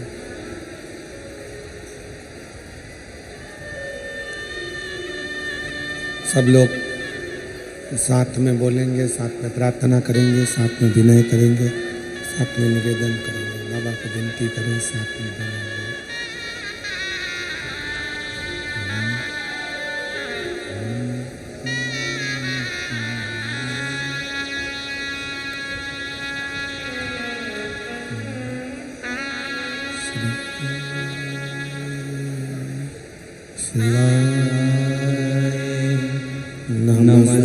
नमस्तुभ्यं श्री शिवाय, नमस्तुभ्यं श्री शिवाय, नमस्तुभ्यं श्री शिवाय, नमस्तुभ्यं श्री शिवाय, नमस्तुभ्यं। भोला सब दुख काटो मारा, ओम भोला सब दुख काटो मारा। शंकर जपो तेरी माला, भोले बाबा जपो तेरी माला, भोला सब दुख काटो मारा, ओ भोला सब दुख काटो मारा। देश है मंगल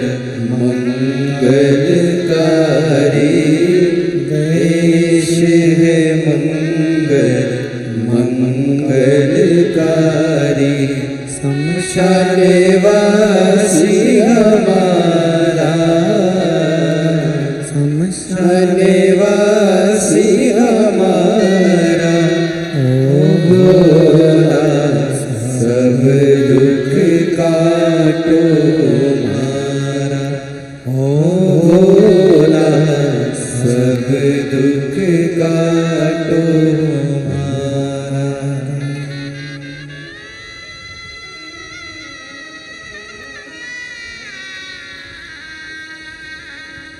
देवरिधि महादेव भगवान शिव ओघड़दानी त्रिकालदर्शी कैलाशी अविनाशी भगवान शंकर की कथा कह रही है, शिव महापुराण वर्णन कर रही है।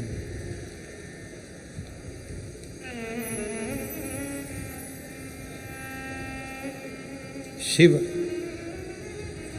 अपने नज़दीक में जो गलत लोग रहते हैं उनको मेरा शंकर भगवान दूर करते चले जाता है।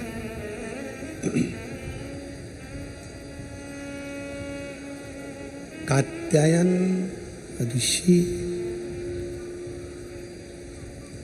शिव और पार्वती की तप साधना कर रहे हैं।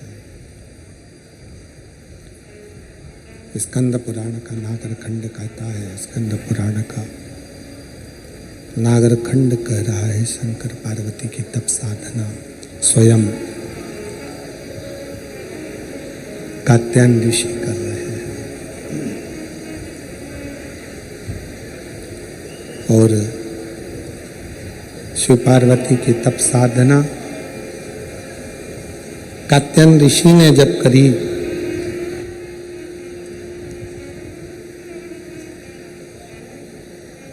माता पार्वती और भगवान शंकर दोनों ने कात्यायन ऋषि को दर्शन दिया।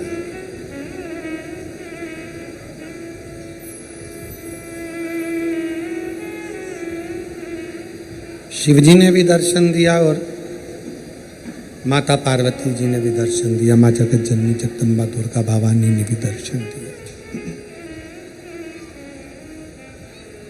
दोनों ने दर्शन दिया। पूछा क्या चाहिए तुमको, क्या दिया जाए, क्या प्रदान किया जाए, बोलो क्या देती। कात्यायन ऋषि सबसे पहला वचन कात्यायन ऋषि ने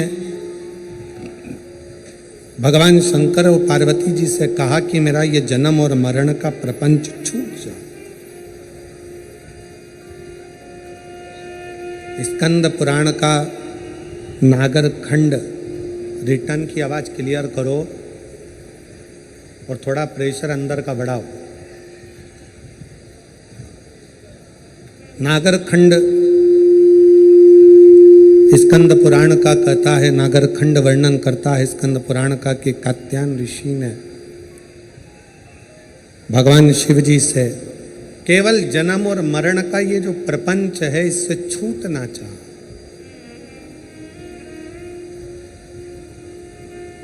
इससे मुक्ति कैसे मिले? इस जन्म और मरण के प्रपंच से हम छूट कैसे जाए? जन्म और मरण के इस प्रपंच से हमारा छुटकारा कैसे हो, इससे छूटे कैसे? तो कहा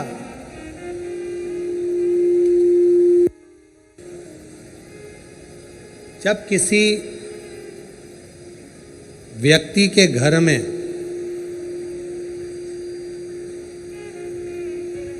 एक बेटी का जन्म होता है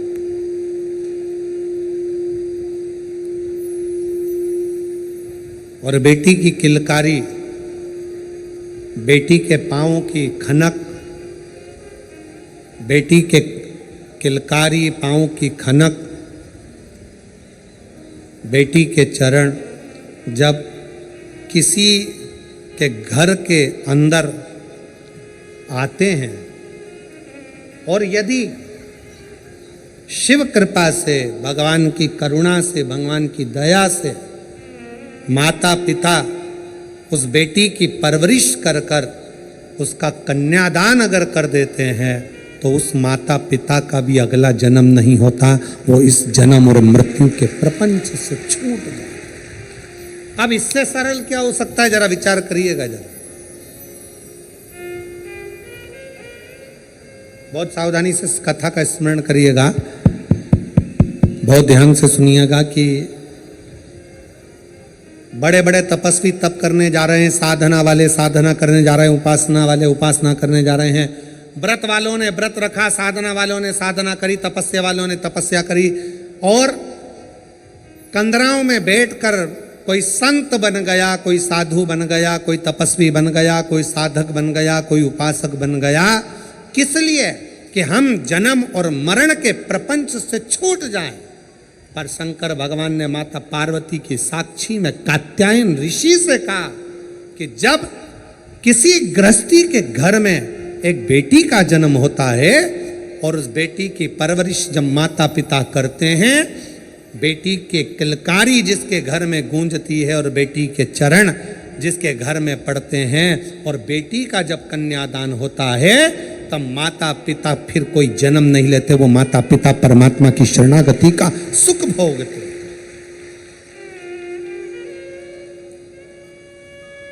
अब इसमें सबसे ज्यादा जरूरी चीज कौन सी है?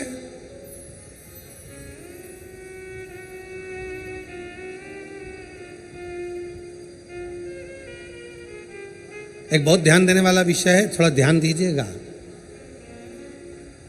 दक्ष प्रजापति के घर में 60 कन्याओं का जन्म हुआ। उसके बाद दक्ष प्रजापति भगवान से कह रहे हैं, देवी जी से कह रहे हैं, मां मेरे घर में एक लड़की और देना, एक बेटी और चाहिए मुझे।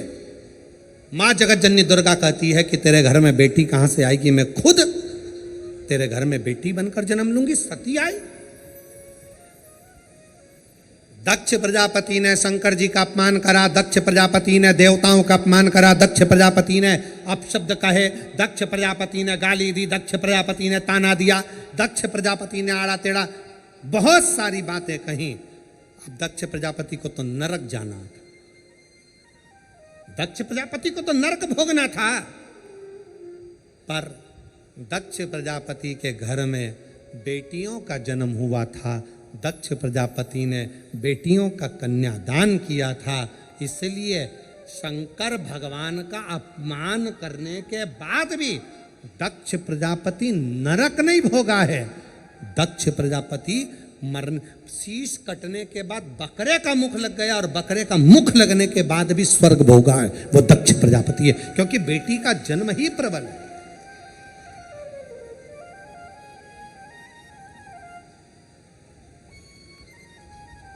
महाराज, सुखी वो नहीं जिनके घर में धन की पेटी है, सुखी वो नहीं जिनके घर में धन की पेटी है, सुखी वो हैं जिनके घर में मुस्कुराती बहू और बेटी है।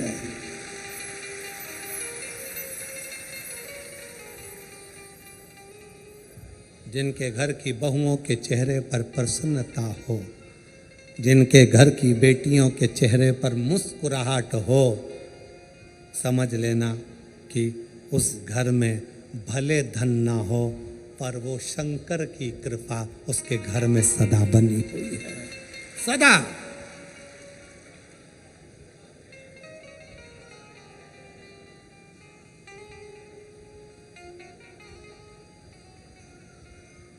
नवरात्रि चल रहे हैं, माँ जगत जननी जगदम्बा से प्रार्थना करा करो कि तू मेरे घर में एक बार जरूर आना। माँ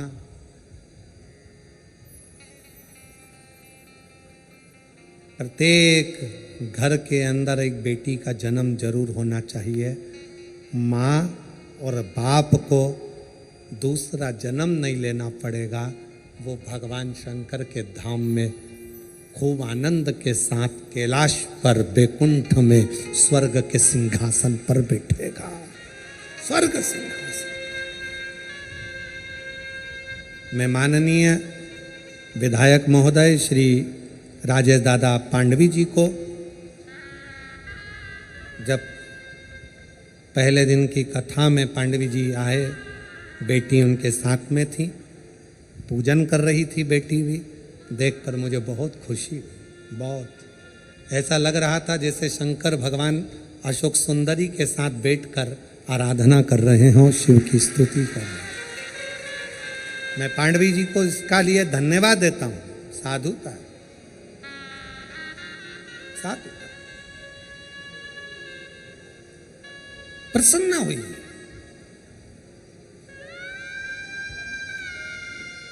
बेटे के जन्म पर जितने नगाड़े बजवाते हो उससे दुगना नगाड़ा बेटी के जन्म पर बजवाना। क्यों?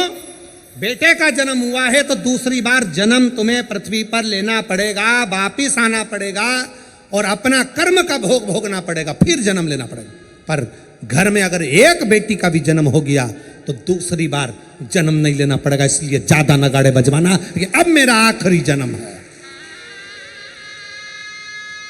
अब जन्म नहीं लूंगी। अगर बेटी का घर में जन्म हो गया तो अब जन्म नहीं लूंगी।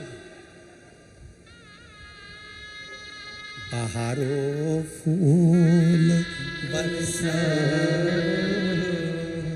मेरे घर बेटी आई है, मेरे घर बेटी आई है।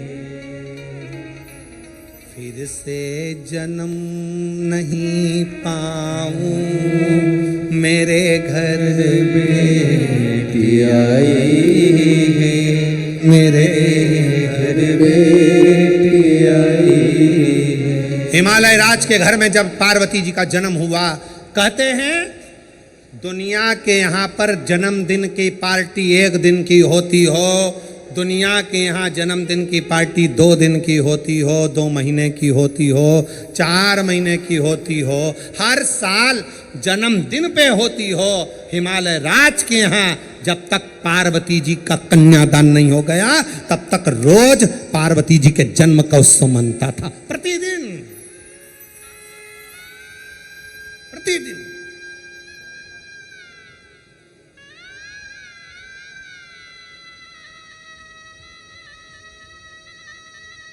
पार्वती जी के जन्म का उत्सव रोज मनता था हिमालय राज के घर, रोज।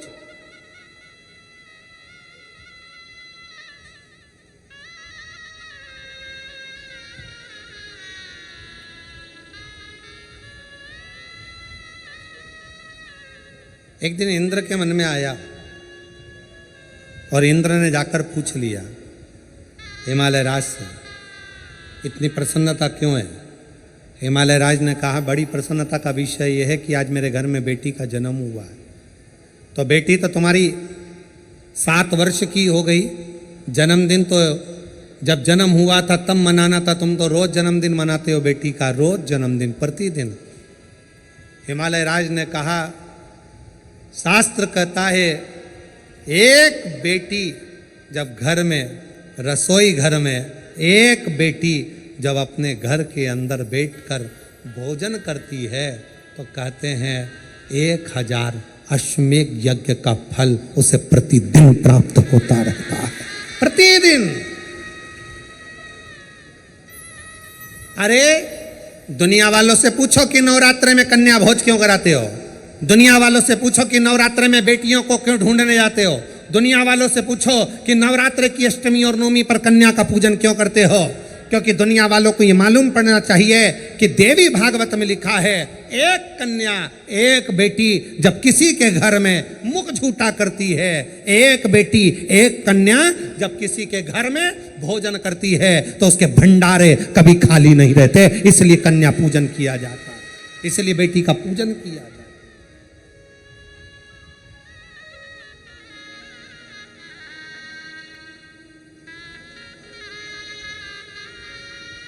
और आज के ज़माने में लोग मंदिर में जाकर भगवान से कहते हैं, भगवान, ओ भगवान, हमारे घर में एक बेटा दे दो। एक बेटा। और बाजू में खड़ी हुई लक्ष्मी जी नारायण जी से बाजू में खसक के बोलती है, कितना मूर्ख है, बेटा मांग रहा है और रोज मंदिर में आकर कहती लक्ष्मी दे दो। और बहू को चाहिए क्या? जम के बोलो बेटा। और रोज मांगती क्या है? बोलो लक्ष्मी। तो एक काम कर, बेटा दे दो, लक्ष्मी मत देना, लक्ष्मी मत देना। अब अपन भी देखें कि बेटे से काम चल जाए क्या। और मालूम पड़े बेटा हो गया 32 साल का, माँ के पूरे बाल सफेद उड़ गए, सफेद। उनसे पूछो काय का टेंशन? इसको कोई लक्ष्मी नहीं मिल रही है, इसकी शादी कर, इसको कोई नहीं मिल रही, इसकी शादी कर। लक्ष्मी जी से कहा आप जाओ ना, इसके घर में शादी करना है बेटे की कोई लक्ष्मी। तो इसने मांगा ही था कि मेरे को बेटा दे दो, बेटा दे दो। लक्ष्मी नहीं मांगी थी, बेटा मांगा था। तो कोई तो इसके घर में शादी करेगा। तो कहाँ करेगी, आएगी।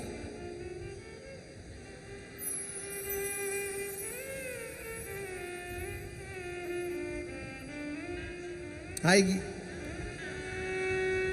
पावागढ़ वाली आएगी।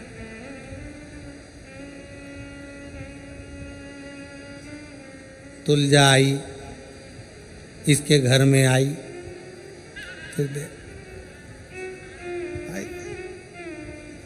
फिर सवेरे शाम सास रोज आरती गाएगी। अम्बे तू है जगदम्बे काली, जय दुर्गे शाहादा वाली, तेरे ही गुण गाए भारती। हो मैया हम सब उतारे तेरी आरती। तेरे घर के सास ससुर पे बीड़ पड़ गई बड़ी है भारी,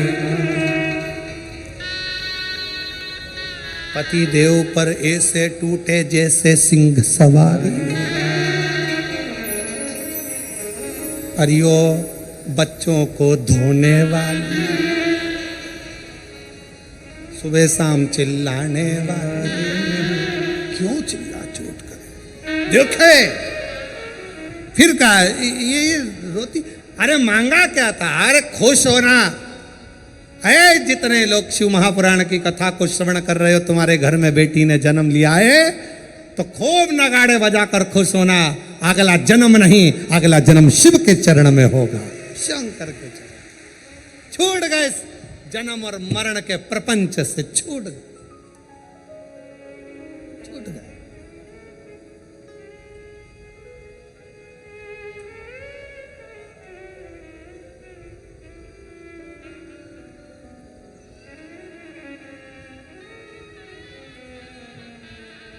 छूट गए, जन्म और मरण के प्रपंच से छुटकारा मिल गया। बेटी बेटी बेटी।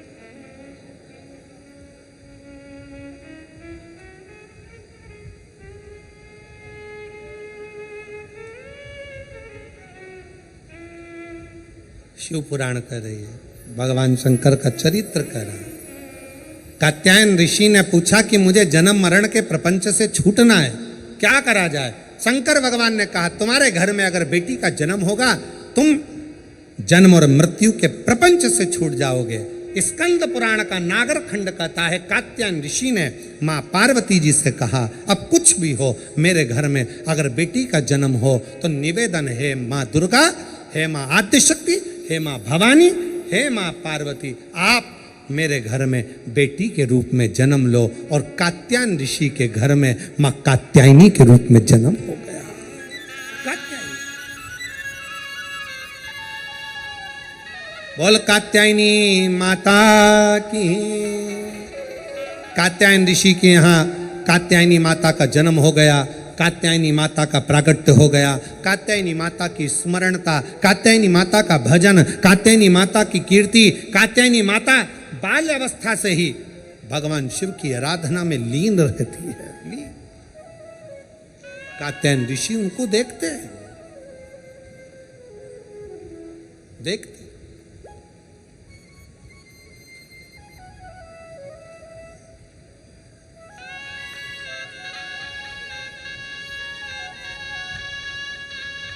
और जब कहते हैं महिषासुर का वध करने वाली भी वही कात्यायनी है, वही कात्यायनी।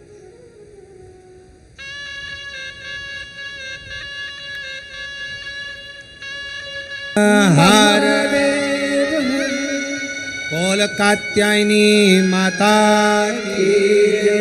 अपने स्थान पर बैठकर भगवान शिव जी से अपने मन का भाव बड़े आनंद के साथ हृदय से दिल से प्रार्थना करिए। जहाँ जगह मिले वहाँ बैठकर बाबा को अपने मन का भाव हृदय से प्रार्थना।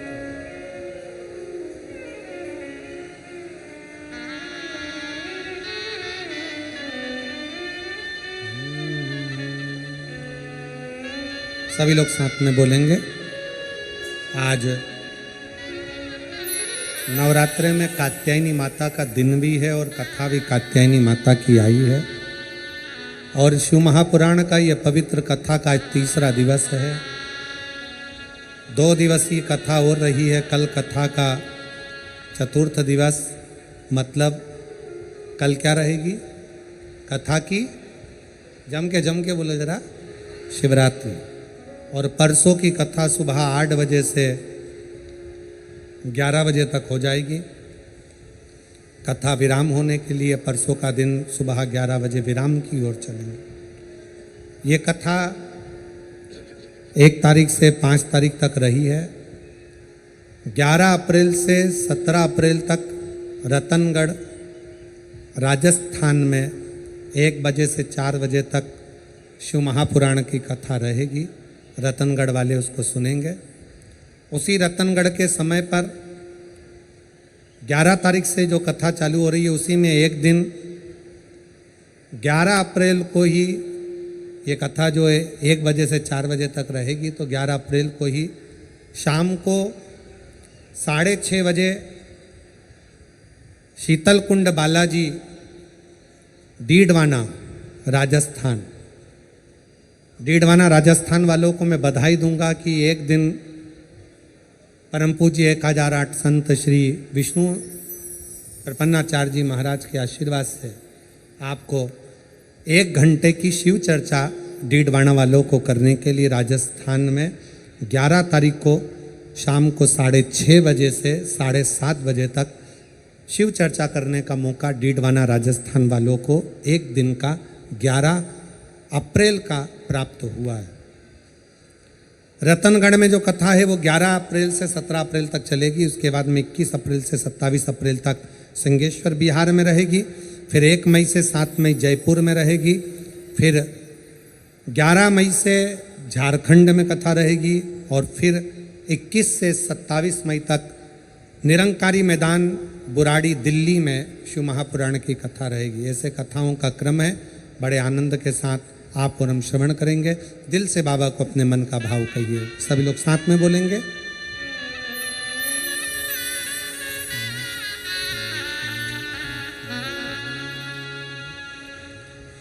श्री शिवाय नमस्तु।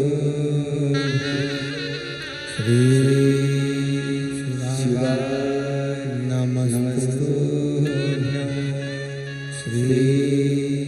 शिवाय नमस्तु। श्री शिवाय नमस्तु। श्री शिवाय नमस्तु। भोला सब दुख काटो ओ भोला सब दुख काटो। शिव शंकर जपो तेरी माला, भोले बाबा जपो तेरी माला। भोला सब दुख काटो ओ भोला सब दुख काटो। वेश है मंगल मंगलकारी, वेश है मंगल मंगलकारी शमशान वासी हमारा नवासी हमारा होरा सब दुख काटो हमारा होरा सब दुख काटो हमारा।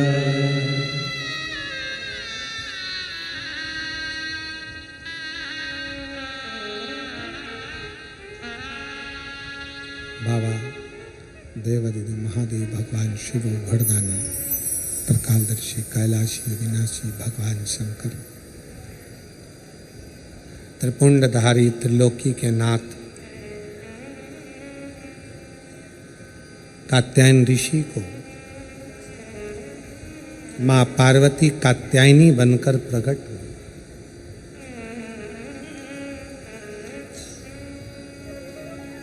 बहुत सारे सूत्र माता कात्यायनी ने संसार सागर के लोगों को दिए हैं, बहुत से। अपन सारे सूत्रों की बात तो नहीं करेंगे, पर दो सूत्र माता कात्यायनी ने जो दिए हैं उसका स्मरण करें। दो सूत्र कहा,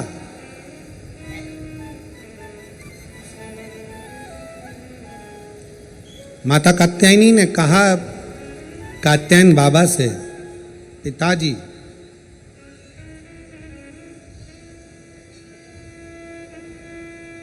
एक नारी का जीवन पूर्ण संघर्ष का जीवन होता है, पूर्ण समर्पण का जीवन होता है। पर एक नारी ही ऐसी होती है जो अपने पूरे कुल को संसार सागर से पार उतार सकती है। पर वही नारी यदि परिवार में रहकर अगर भेद करती है तो स्वतः स्वयं अपने आप को भी डुबो लेती है और स्वयं कुल को भी डुबो लेती है।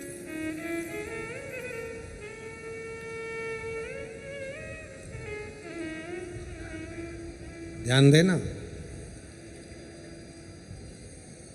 तुम्हारे घर में अगर 4 बहुएं हैं, 5 बहुएं हैं, 3 बहुएं हैं, 2 बहुएं हैं, 6 बहुएं हैं, सास का सबसे बड़ा कर्तव्य होना चाहिए कि इन बहुओं में कोई भेद नहीं होना चाहिए।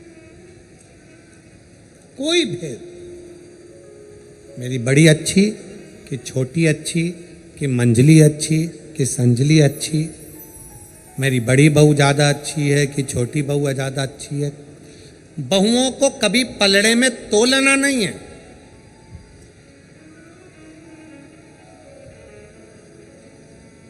जिस घर की सास बहुओं को पलड़े में तोल लेती है कि मेरी ये अच्छी है कि ये बुरी है कि ये अच्छी कि वो बुरी, उस सास का बुढ़ापा आखिरी में रोते रोते निकलता है। कभी मत तो 4 बहुएं चारों अच्छी हैं, 3 बहुएं तीनों अच्छी हैं, 5 बहू पांचों अच्छी हैं, 2 बहू दोनों अच्छी हैं, कभी ना तो। आपकी दृष्टि में रखो, मेरी बड़ी बहू मुझे सम्मान दे रही है, छोटी बहू सम्मान दे रही है, मंजली बहू सम्मान दे रही है, आपकी दृष्टि में हो। पर जनमानस के सामने ये बात कभी ना आए, किसी रिश्तेदार के सामने ये बात ना आए कि मेरी बड़ी अच्छी कि छोटी अच्छी, कि बड़ी बुरी कि छोटी बुरी, कि कौन कैसा, ये भेद कभी मां के मन में ना। और दूसरा सूत्र मां कात्यायनी का अपने अंदर उतारिएगा। दूसरा सूत्र भी बड़ा प्रबल है। मां कात्यायनी अपने पिता कात्यायन जी से कहती हैं, पिताजी एक लड़की अपने 2 कुल को तारती है, एक मायके का दूसरा ससुराल का, पर एक लड़की के लिए सबसे बड़ी जरूरत की उसकी बुद्धि में, ये चित्त में होना चाहिए कि जितना चिंता वो अपने मायके की करती है, उससे 1.5 गुनी ज्यादा चिंता उसको अपने ससुराल की भी होना चाहिए। जितनी चिंता वो अपने ससुराल की करे, उतनी मायके की करे, मायके की और ससुराल की करे, पर मायके से विवाह होने के बाद 1.5 चिंता ससुराल की। मां कात्यायनी कात्यायन ऋषि से कहती हैं, पिताजी जब एक लड़की, उसका जीवन कोरा है, उसकी चित्तवृत्ति कोरी है, कभी वो अपनी सास से नहीं मिली, कभी वो अपने ससुर से नहीं मिली, कभी अपने पति से नहीं मिली, कभी अपने देवर जेठ से नहीं मिली, उसका जीवन कोरा रहता है। कात्यायन ऋषि से कात्यायनी जी कर रही हैं, उसका जीवन कोरा है। उस कोरे जीवन में उस कन्या को, उस स्त्री को, उस नारी को चाहिए कि पिता से जितना स्नेह हो, उससे 1.5 स्नेह उसके ससुर से हो। भाई से जितना स्नेह हो, उससे 1.5 स्नेह उसके देवर और जेठ से हो। जितना स्नेह अपनी सगी बहन से है, उससे 1.5 स्नेह देवरानी और जिठानी से हो। और जितना स्नेह मेरे अपने मायके से है, उससे 1.5 स्नेह अपने ससुराल से हो। उसकी चित्तवृत्ति। आज परिवार टूट रहे हैं।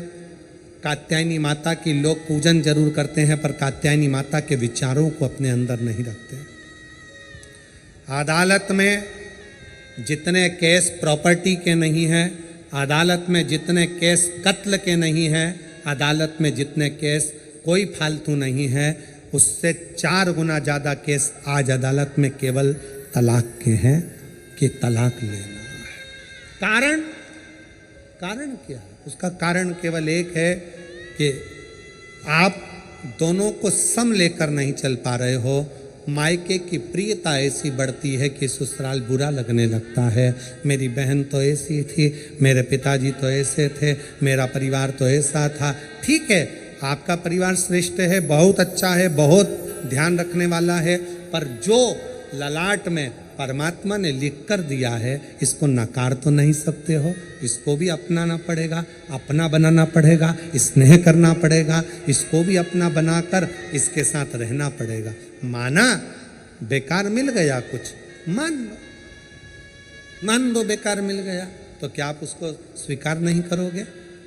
हो सकता है तलाक ले लोगे, और तलाक लेने के बाद जैसा अभी मिला है, इससे भी जोरदार सिंदूर चढ़ा हुआ भेरू मिल गया तो कौन सा फर्क?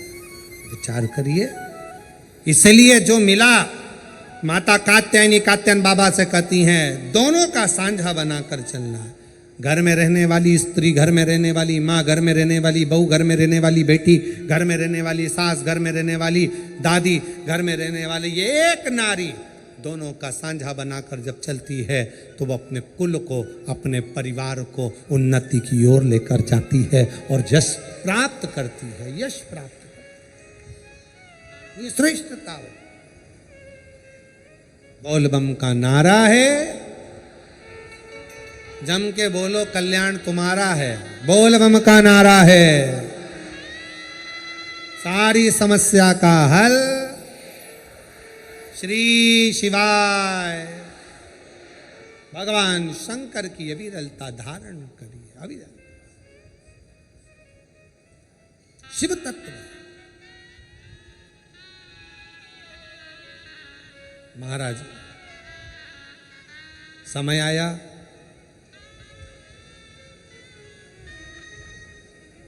भगवान श्री गणेश जी महाराज का सुंदर आनंदमय प्रागट्य हुआ है। भगवान श्री गणेश जी महाराज पधार रहे हैं। जोरदार ताली बजाकर स्वागत करिए शिव पार्वती और भगवान श्री गणेश जी का। आनंद के साथ आज कथा का तृतीय दिवस यहाँ विराम ले रहा है। चतुर्थ दिवस की कथा कल रहेगी। कल कथा का चौथा दिन, मतलब कल कथा की शिवरात्रि है और परसों कथा का विराम है। सुबह परसों के दिन की कथा 8 बजे से 11 बजे तक हो जाएगी। रतनगढ़ में, राजस्थान के रतनगढ़ में कथा 11 से 17 अप्रैल तक होगी और 11 तारीख को ही डीडवाना शीतलकुंड बालाजी पर शाम को 6:30 बजे हम दर्शन के लिए पहुँचे और वहाँ पर आधे से 1 घंटे का शिव चर्चा डीडवाना वालों के लिए हो। इसलिए डीडवाना के आसपास के जितने भी श्रोता भाई बहन हैं, बाबा के आनंद के लिए आप वहाँ पहुँच सकते हैं। हर हर